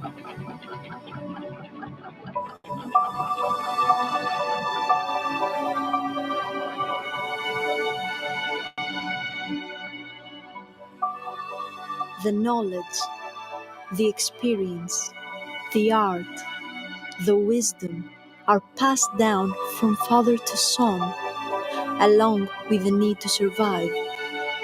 And the remains accompany the fishermen in the rest, satisfy their hunger.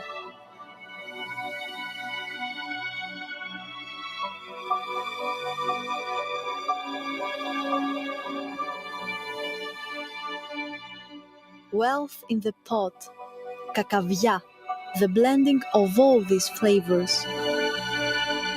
The definition of simplicity and taste.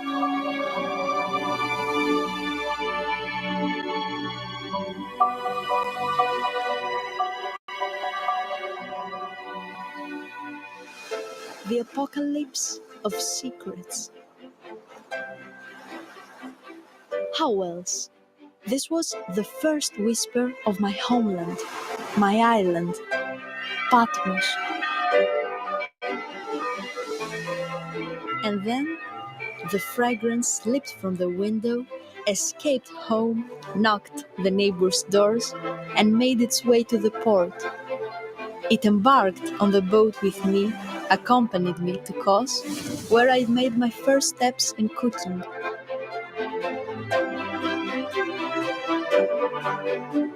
After all, what is my homeland? A bunch of tiny spots on the map.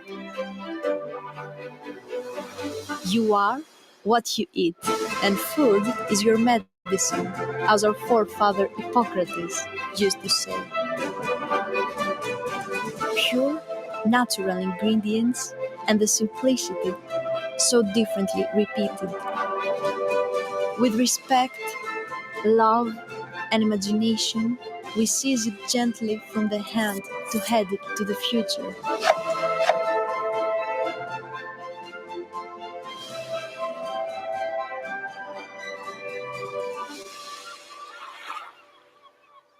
I am Katarina, and I present to you my island, Patmos, the southern Aegean, and my dish, the memories and my personal trademark to the road of flavors, the apocalypse of the Aegean Sea.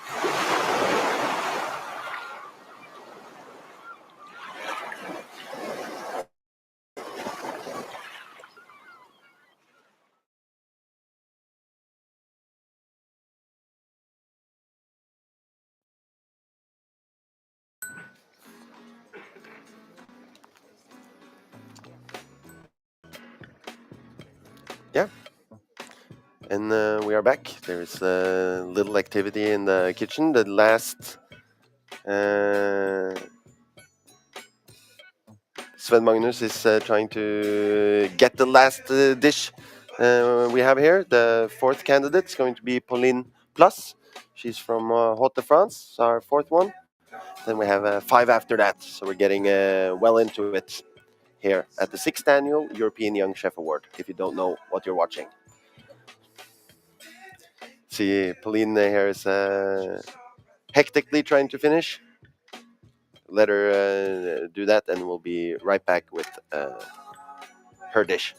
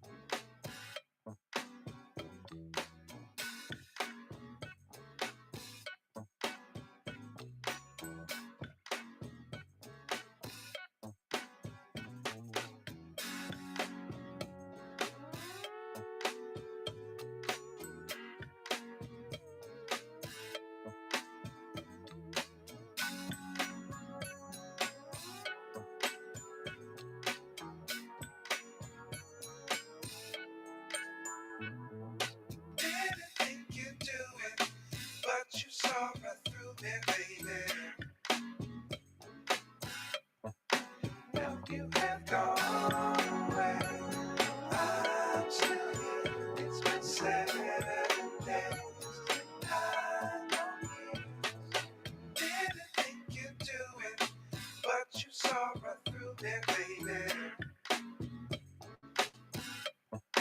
Now you have gone away. I'm still here. It's been 7 days. I'm on you. It's been 7 days, and I'm on you.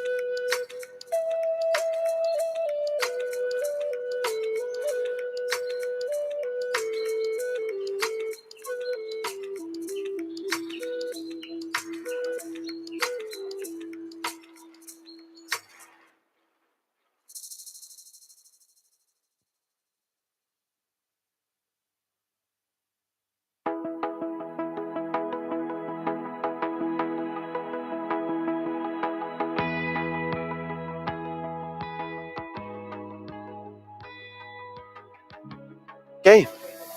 Our next contestant is Pauline Plus. She comes from Haute de France. Haute de France will be the European Region of Gastronomy next year. So we're very excited for that. And the dish comes here.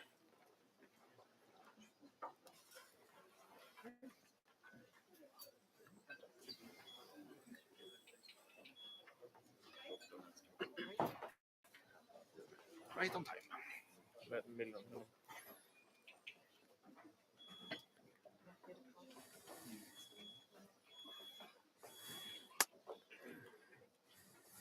Pauline, you have 3 minutes to present your dish. Perfect. And is my creation is typical of my region because the different ingredients and vegetable and fish. The dish is modern of my vision of a future cook because the vegetable is important production and fish is difficult because exportation, pollution of travel is difficult. Um, Enter the butternut is a cream cheese. Um, represent my project of my region because the agriculture is important of my territory. Is very important for me because travel, job, different percent local, because the pollution is very important in the world.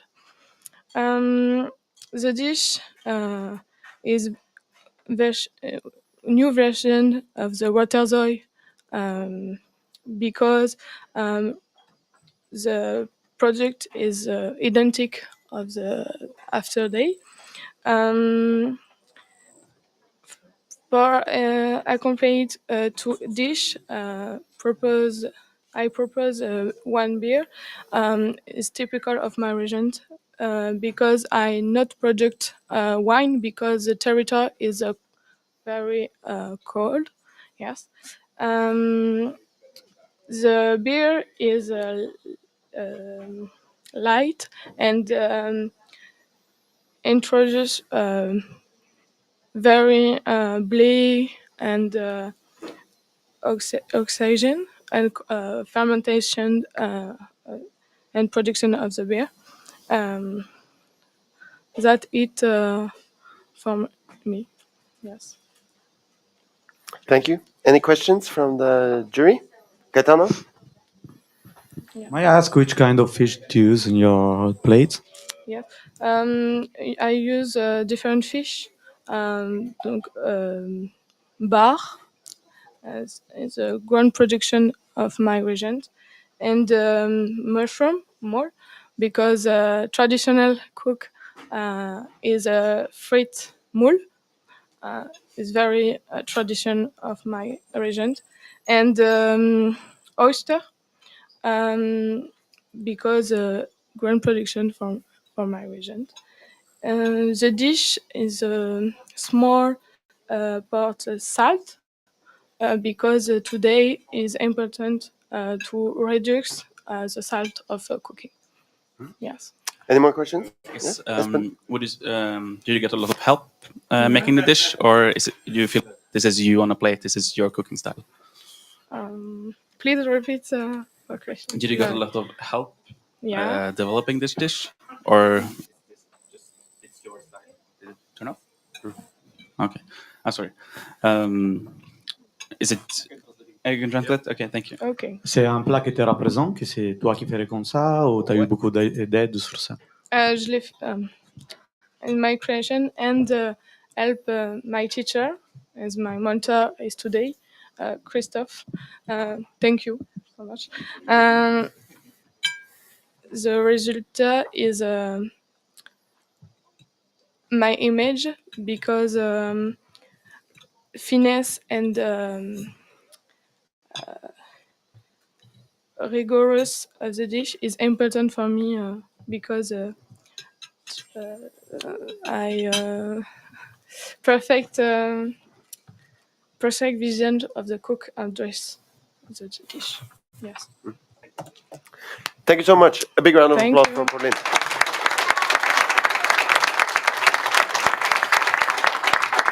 I bet by now you understand how we do it here, so here's Pauline's video.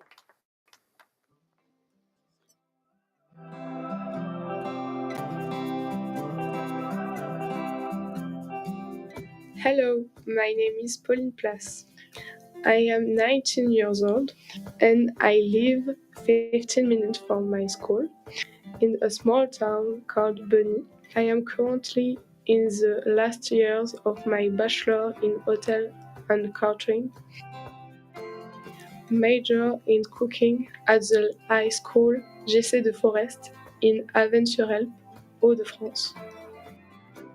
I have been in this school for the last 5 years. I am totally at ease in this environment. I have great teachers who taught me my future job and asked me to look further than my comfort zone. I have always loved cooking because I can use my creativity and my imagination. Moreover, it gives me the opportunity to travel with friends or abroad, and I love it. It also helped me to learn more about different cultures and typical local food and products. Traveling is the occasion to meet all kinds of people, to get an open mind, and to all work together. I am really happy to go to Norway to compete and to discover a new country. I also want to show the way to other students.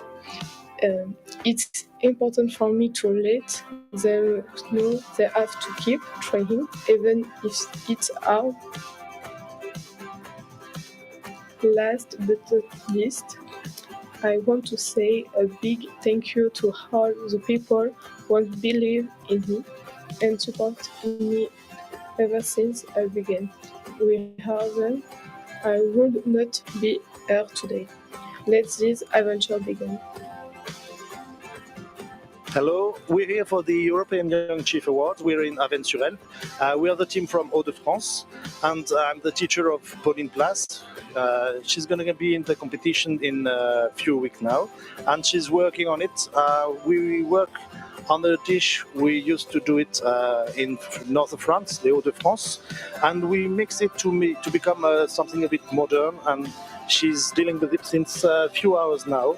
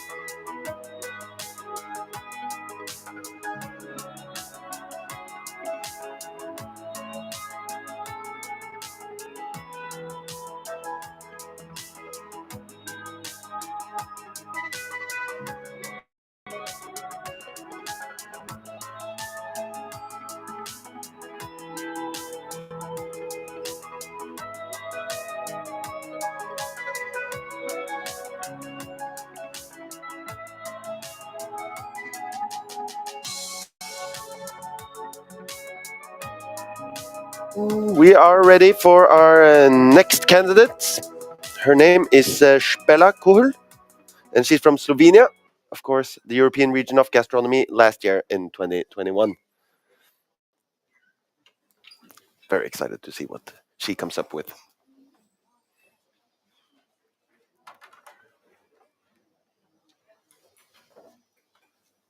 We have a modern tablecloth today. We had the traditional tablecloth yesterday. Yes. For those of you who followed us yesterday, this was the part with the tablecloth. And we have a new one today.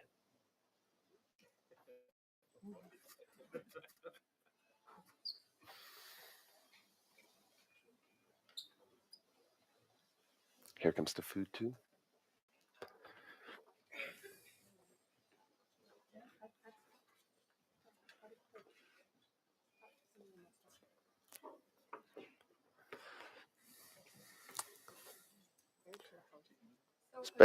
Spella, you have 3 minutes. 3 minutes, okay. Hello, my name is Spella, and today I'm going to represent Slovenia with the innovative dish. So, as you could see in the video contribution, freedom means a lot to me. I like to be bold, so I really enjoy cooking and creating new dishes. So, in this competition, I really try to be as much as I can be local, organic, economics, and sustainable. So, I use the whole chicken. The skin was fried, and the livers and the hearts are in the middle of the roll.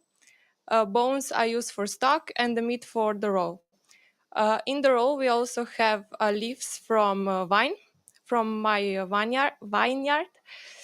And beside this, we also have carrots puree and peas cream, brunoise vegetables, and those little dumplings made from homemade cottage cheese.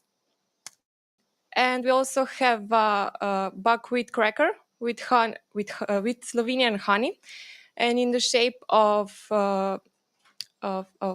those little bees, honeycomb.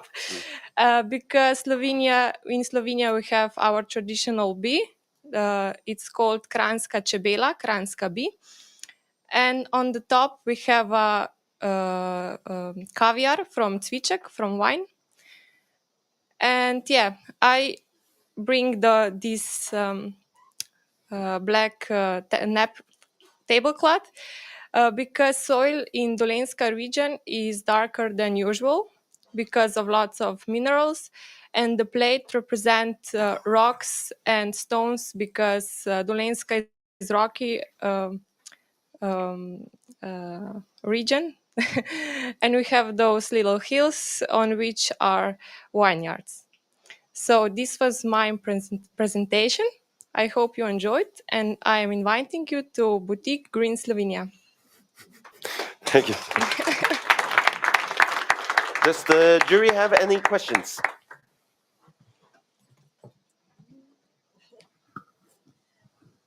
Well, the piece here. Can you repeat what this? This is baked and then fried chicken skin, and I season it with flour salt, Slovenia. This is the first layer that is harvested in Piran when we get salt. Paul, did you have a question? Do you do much cooking at home as well? Yes. Similar style to this, or traditional food as well? Traditional and sometimes innovative too. Yes, of course. Did you have a lot of support from your mentor? Yes, a lot of. Yes. Okay, I think that is it. Give a round of applause for Spella.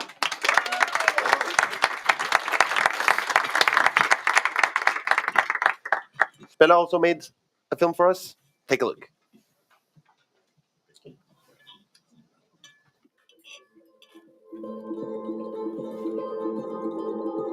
Jeseni, ko sonce posije skozi drevesne krošnje in obsije moje dolenjske griče in vinograde, takrat mi je najlepše, ko se sprehodim med prepolnimi trtami.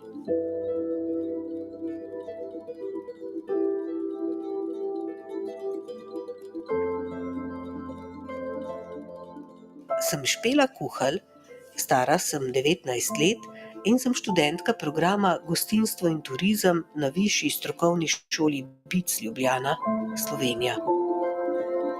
Odraščala sem na kmetiji. kjer pridelamo vso potrebno hrano za življenje. Ampak trte so pa naša ljubezen.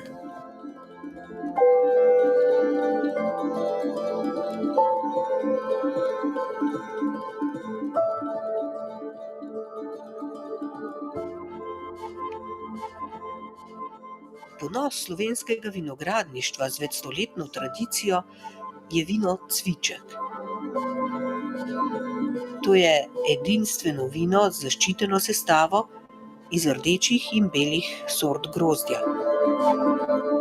Vino je svetlo rdečkaste barve s svežimi sadnimi aromami, z nežnim in svežim okusom.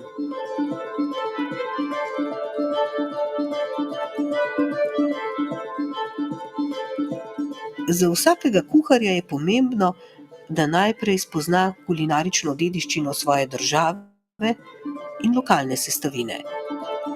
Zato je navdih za moje jedi moj domači kraj, jugovzhodna Dolenjska. Spoštujem tradicijo in ljubim svobodo, tako v življenju kot v kuhinji.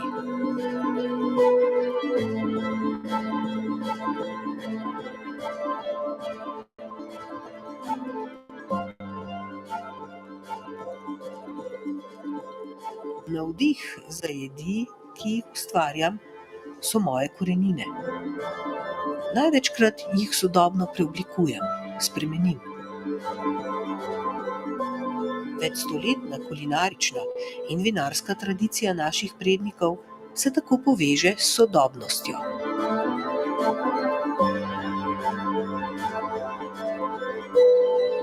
In takšna je tudi moja cvičkova obara.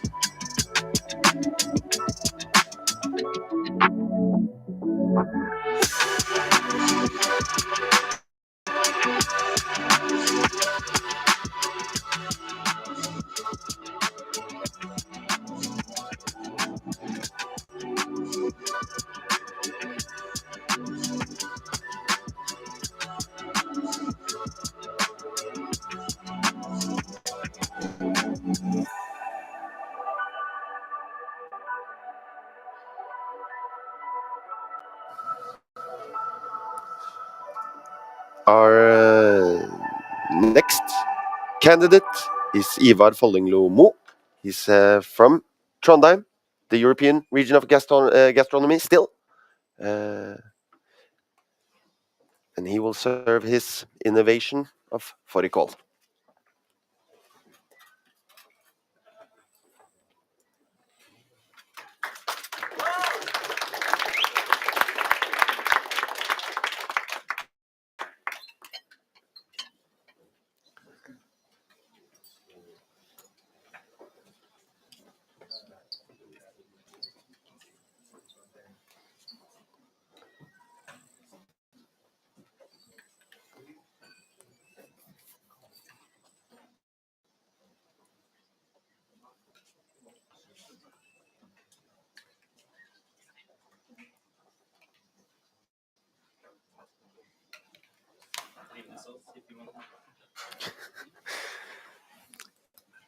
Ivar, you have 3 minutes to present your dish.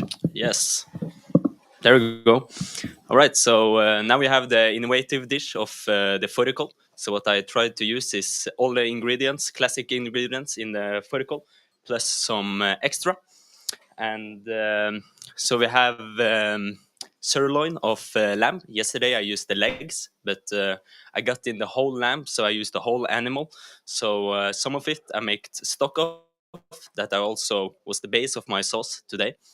And the bones I also made the sauce of, and I also cured the leg, so I taste up the sauce with cured lamb as well. On the side you have a lingonberry tart. I made it from lingonberry puree, and I dust it with lingonberry powder. Also fill it with potato cream that I glaze with apple juice and juniper, and I top it with lingonberry tuile as well. And on the left side is a Savoy cabbage that I fill with creamy head cabbage cream to reflect the creaminess of the cooked head cabbage that you got yesterday. Also fill it with lamb fat to reduce food waste. I use the whole sirloin as well with the fat. and all of the trimmings. And I also fill it with some fermented rutabaga. And the lamb as well is also topped with a farce that is made from all of the trimmings and the lamb fat. It's to reflect the lamb fat on the top of the lamb. So also grill it over charcoal and juniper to get a good smoked feeling, like forest feeling as well.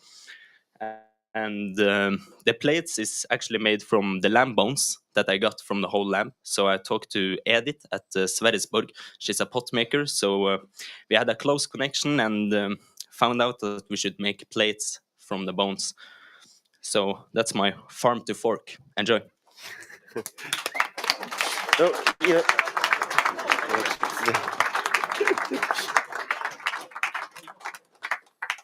Does the jury have any questions for Ivar?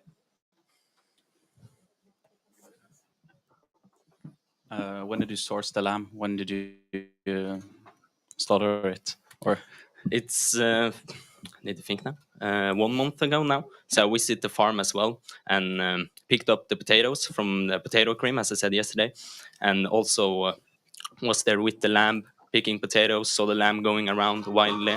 So it's at Vassleggen farm in Oppdal, the same farm as I used yesterday when I used the leg part. What else did you mix in with the bones to make the plates? I'm not sure actually, but because the plate is not the bones, but the glazour on top is bones. So I think it's 2% of the lamb bones. Yeah. Thank you so much, Ivar. Round of applause. Thank you. Ivar also made the movie. Have a look. Hi, I'm Ivar Fornunglemo, and I'm 18 years old. I am an apprentice chef at Fagn in Trondheim. I grew up here and I went to cooking school here. I'm looking forward representing Trondheim and Trøndelag in the European Young Chef Award. Locally sourced food accounts for much of the Trøndelag pantry. Our food region differs from others with the Nordic climate and the way we produce and refine our ingredients. You find delicacies here like reindeer, moose, fish, seafood, vegetables and berries. We have food traditions in Trøndelag that we are proud of. One is fårikål, which is Norway's undisputed national dish. The fårikål pot is often on tables in Trøndelag and Norwegian homes.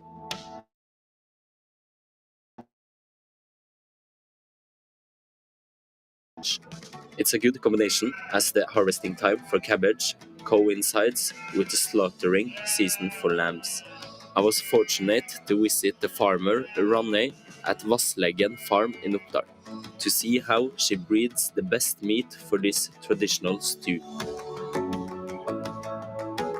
The cabbages I will use were harvested at the experimental farm at Tuv Vicarage in Mære. It's grown from old seeds from the 1950s and 60s. Knowing where the food comes from is important to me. It's very cool to be making the Norwegian national dish with Trøndelag ingredients in a European competition. At Fagn, the restaurant I work at, we focus on using local ingredients and local artists. We have made our own plates for the ingredients to shine on.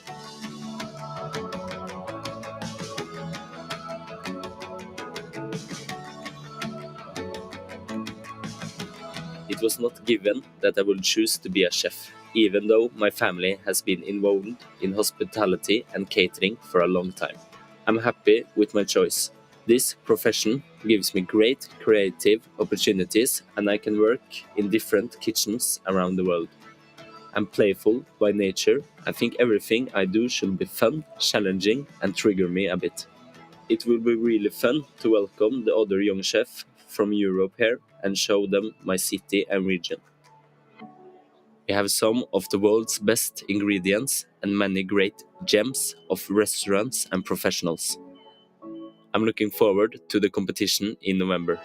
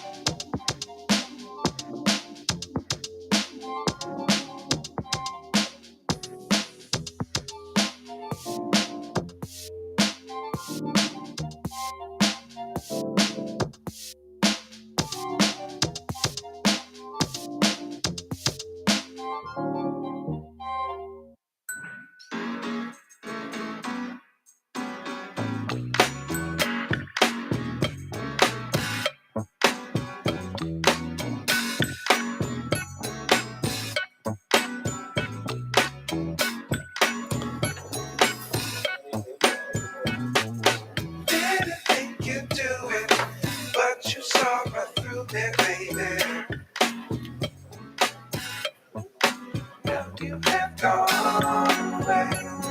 I'm still here. It's been 7 days, 9 years.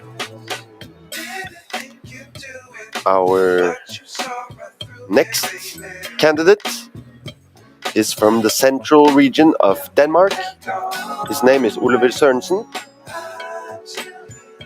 and he is going to show us his new take on burnt love, or brænde kærlighed, which is my Danish impression.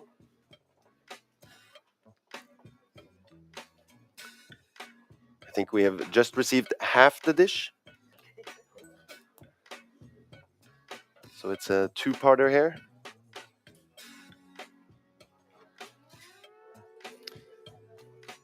One can see Oliver on the here stressing to finish it.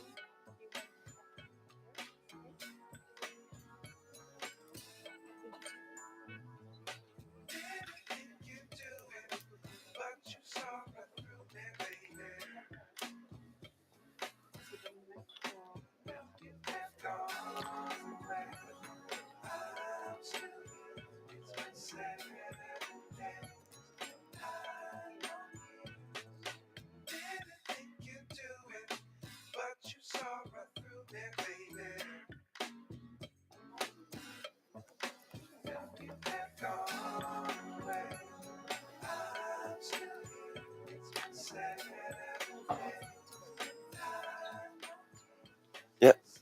Sorry, if we can have it clear here, guys. I'm sorry. If we can clear this area. Then I think we are ready for Oliver.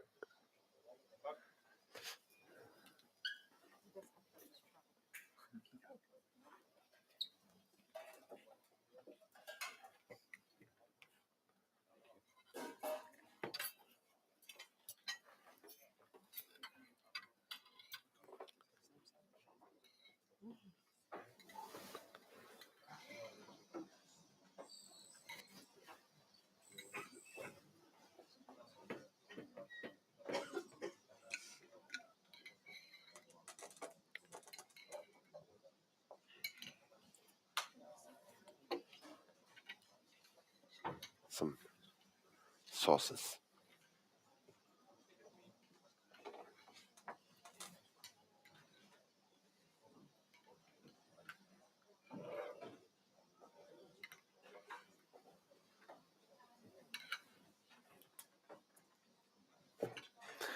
Oliver, you have 3 minutes to present your dish. Yes, this is my innovative dish of the brænde kærlighed, burning love. We have a pork tenderloin en croûte wrapped around with Skagen ham in the en croûte, so the big crispy part. We have crispy Skagen ham, again, from where I'm from. We have pickled onions filled with the mashed potatoes and crispy ham again. And we have some pickled chanterelles as well. Inside we have the chive oil, and we have a pork jus made with the pork shank. On the side you have a tart filled with baked beets, red beets, a pig hearts that have been confit with lemon zest, and on top some pickled beets as well, because as you remember yesterday we got as a side serving the pickled beets, because that is how it is. It's a tradition. That's how we do it. And as well, in the middle of the pickled beets, also underneath of the tart I meant, there is the crispy pork skin as well, because as I said in the kitchen to you guys, that I really like the pork meat and the pork itself, so I try to use as much as possible to both be sustainable and to give more flavor. And also a little side note, the chive oil is because when you cut the chives very nice, not all of them get nice, and you have some end pieces, you know. So I just put them in together with the oil so I can use the whole chive. That's also, I think, very important, that we can use the whole product. Yes. Yeah. That's it. Any questions? The cured ham that you've got there, did you cure it yourself? No, I got that from a farmer in Skagen we have a very tight relationship, the restaurant and him. So I got it through him. I did not cure it myself. Any other questions, Johan? The plating is like a stop sign in some ways. Like, is there a reasoning between it, or just behind it?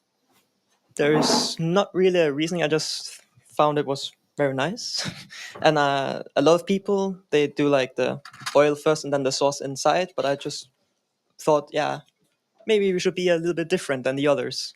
So maybe we can separate them so you can both taste and see the other sauces and oil.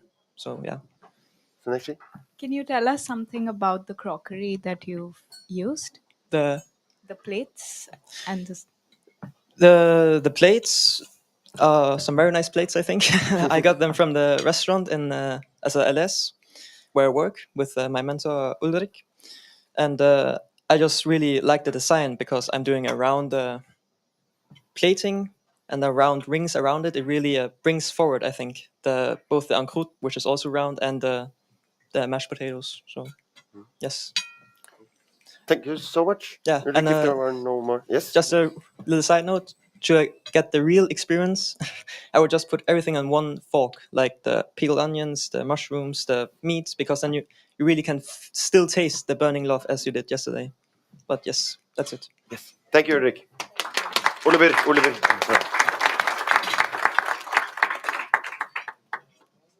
Oliver also made the film. He had a little bit shorter time than the other ones, but here it is.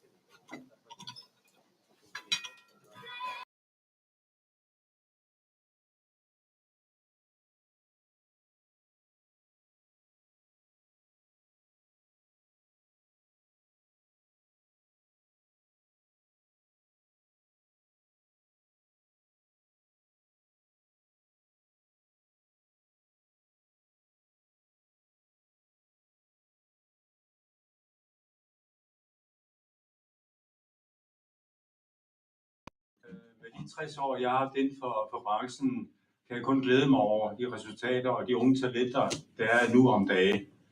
Det har været helt fantastisk. Også at følge med i jeres fremtid fremover. En stor tak til Steffen også, at han afholder de arrangementer, som han gør, som har virkelig udbredt sig. Og selv en invitation fra Hendes Majestæt Dronningen kunne ikke forhindre, at jeg ville komme. Så, førstepladsen går faktisk til hovedretten, og det er til Oliver.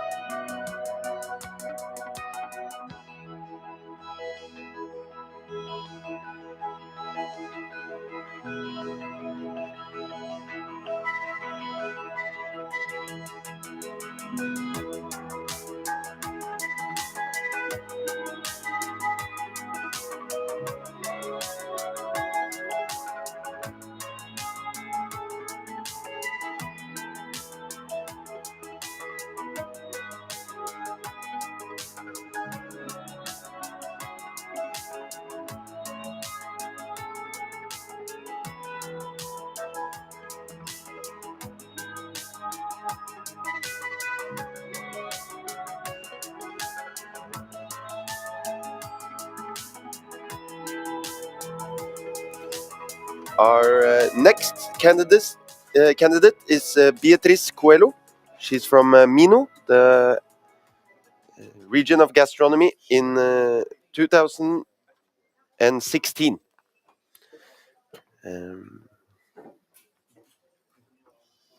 She has made a very innovative dish. That dish has changed. Beatrice, there, 3 minutes when you're ready. I'm here to present the 21st century half months from Viana Castelo. My plate has a cream of mania cream, chocolate tiles, and egg jam ice cream. I made the manioc cream with milk, egg yolks, and the manioc flour and sugar. The chocolate tiles as chocolate, flour, almond flour, melted butter, and egg yolks, egg whites, I'm sorry. And the ice cream, I made the egg jam, and then I make a meringue, and I made chantilly, and I mixed it all together. Are there any questions from the jury?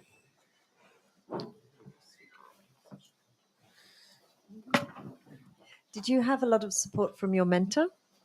Yes. Sometimes I text him like late hours because I have some questions about some things, and he answers me. Other questions? Paul? What type of flowers have you got on your plate here? In the plate in the dessert that I present in the other competition, there were another flowers, but in Portugal right now we don't have the type of flowers, so I had to bring these ones. What are they called in Portuguese? The flower? You know? I'll listen in English. Okay, I'll listen. Any more questions from the jury? No? Thank you so much. Big round of applause.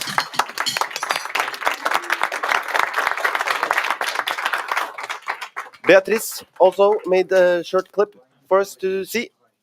Look here.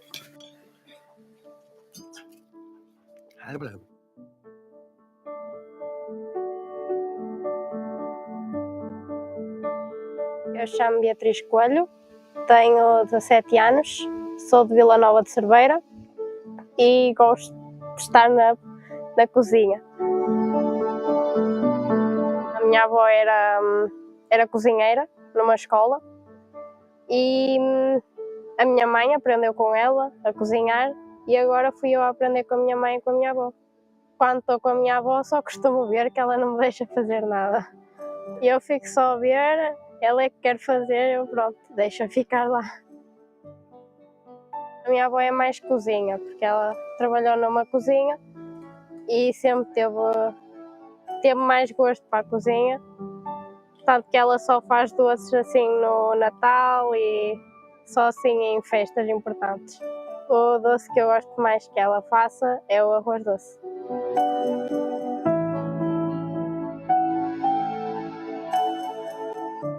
Gosto de ter pressão para fazer as coisas. Gosto de fazer as coisas no tempo certo. E quando isso não acontece, chateio-me logo e corre tudo mal.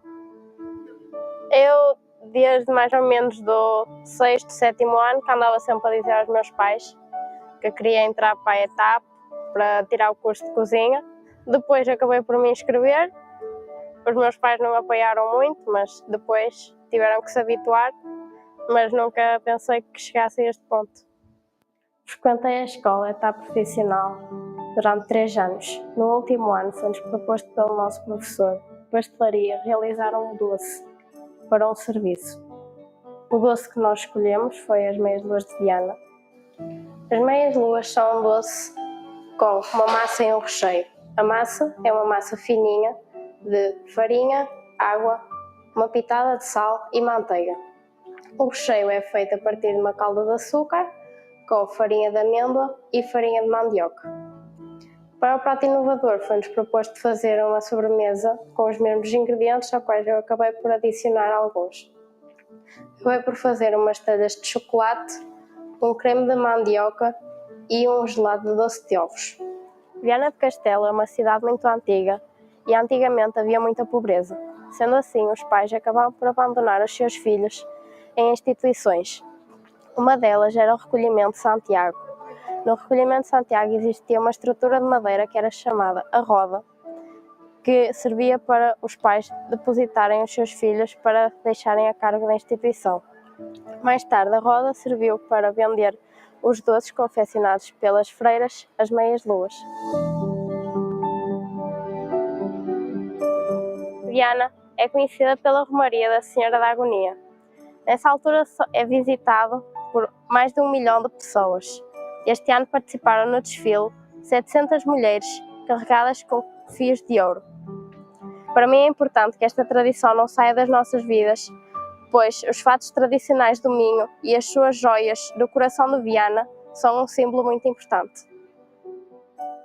A partir de agora, gostava de continuar a participar em mais competições e arranjar um trabalho na área. Estar numa pastelaria. Gostava muito de estar numa pastelaria.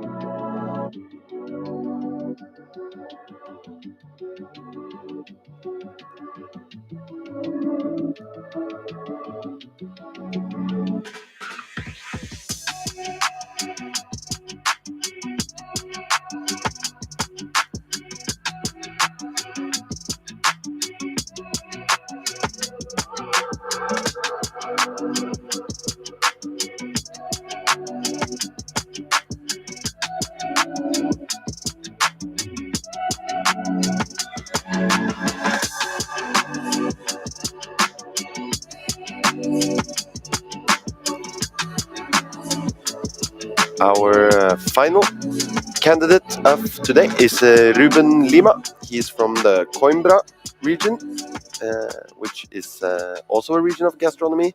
This last year and a little bit into this one, he is coming up short with shortly with a dessert.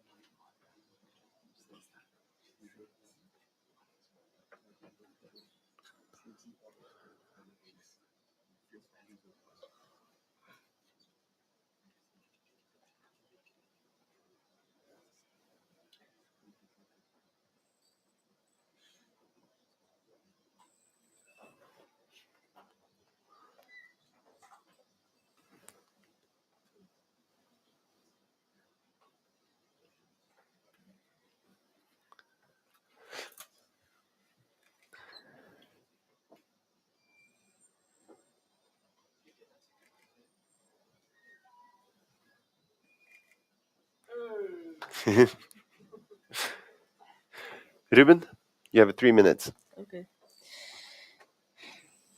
Hello, my name is Reuben. I'm from Portugal, and sorry.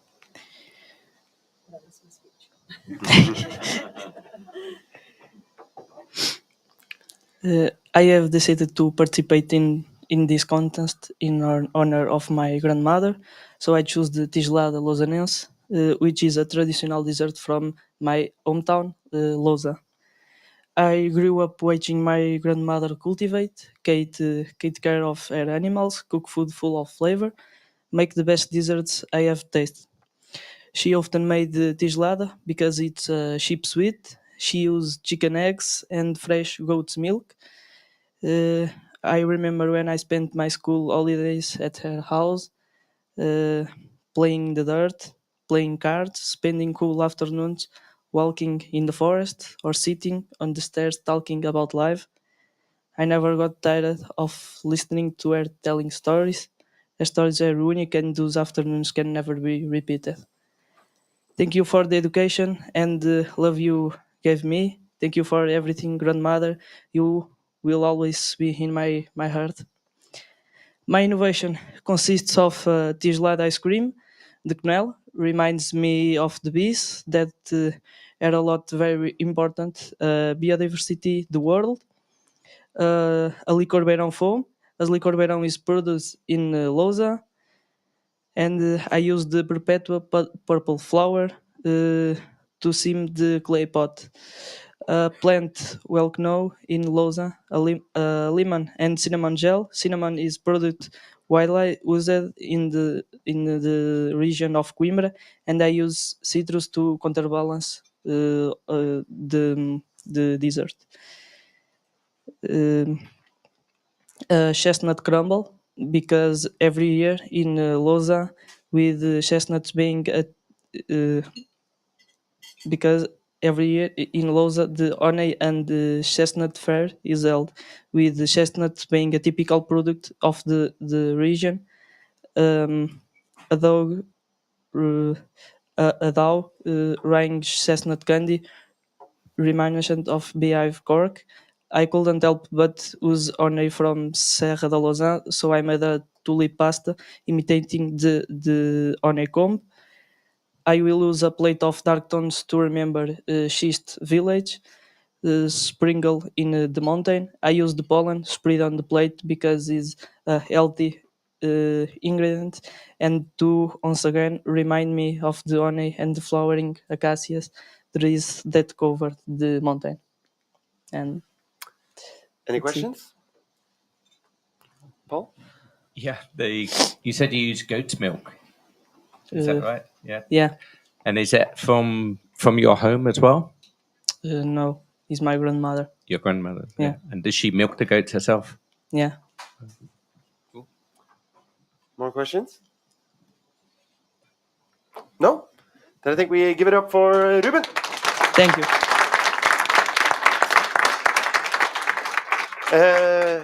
Now we are done with the cooking for this year round. The candidates have worked super hard to give the jury their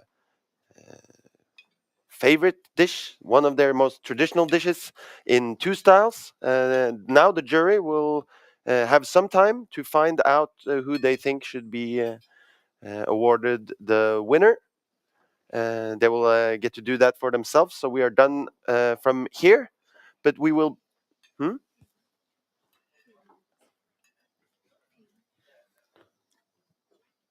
Yes. First, we will have a short film of Rubens.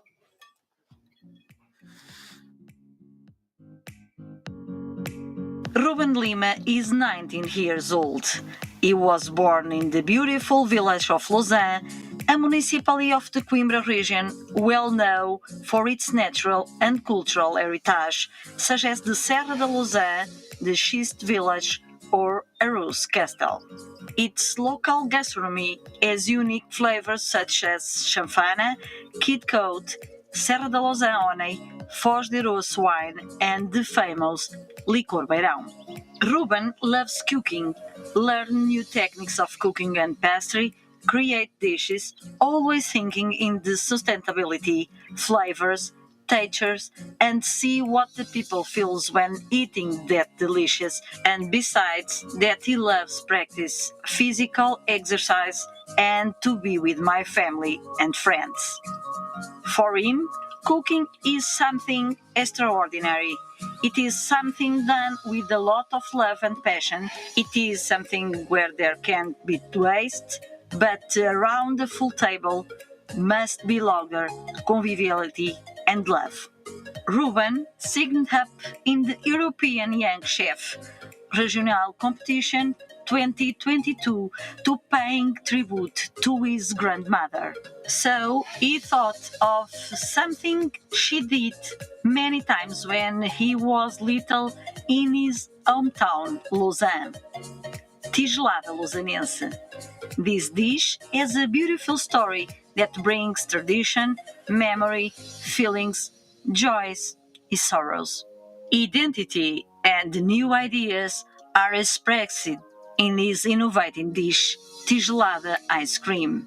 It summarizes inspiration, passion, and creativity, tradition, and innovation. But also the concern with sustainability, biodiversity, no waste, and diversity in the kitchen. A chestnut crumble made with the endogenous chestnuts and honey from the Serra da Lausanne. Reuben Lima is the Young Chef 2022 of Coimbra region. Hope he will be the European Young Chef 2022.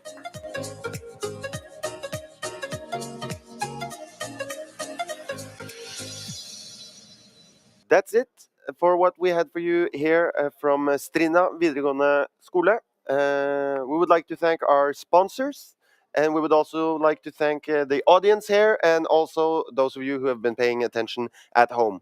We'll be back at 7 with the award ceremony, so pay attention then. Can we get an applause to sort of round off the stream? Woo! See ya!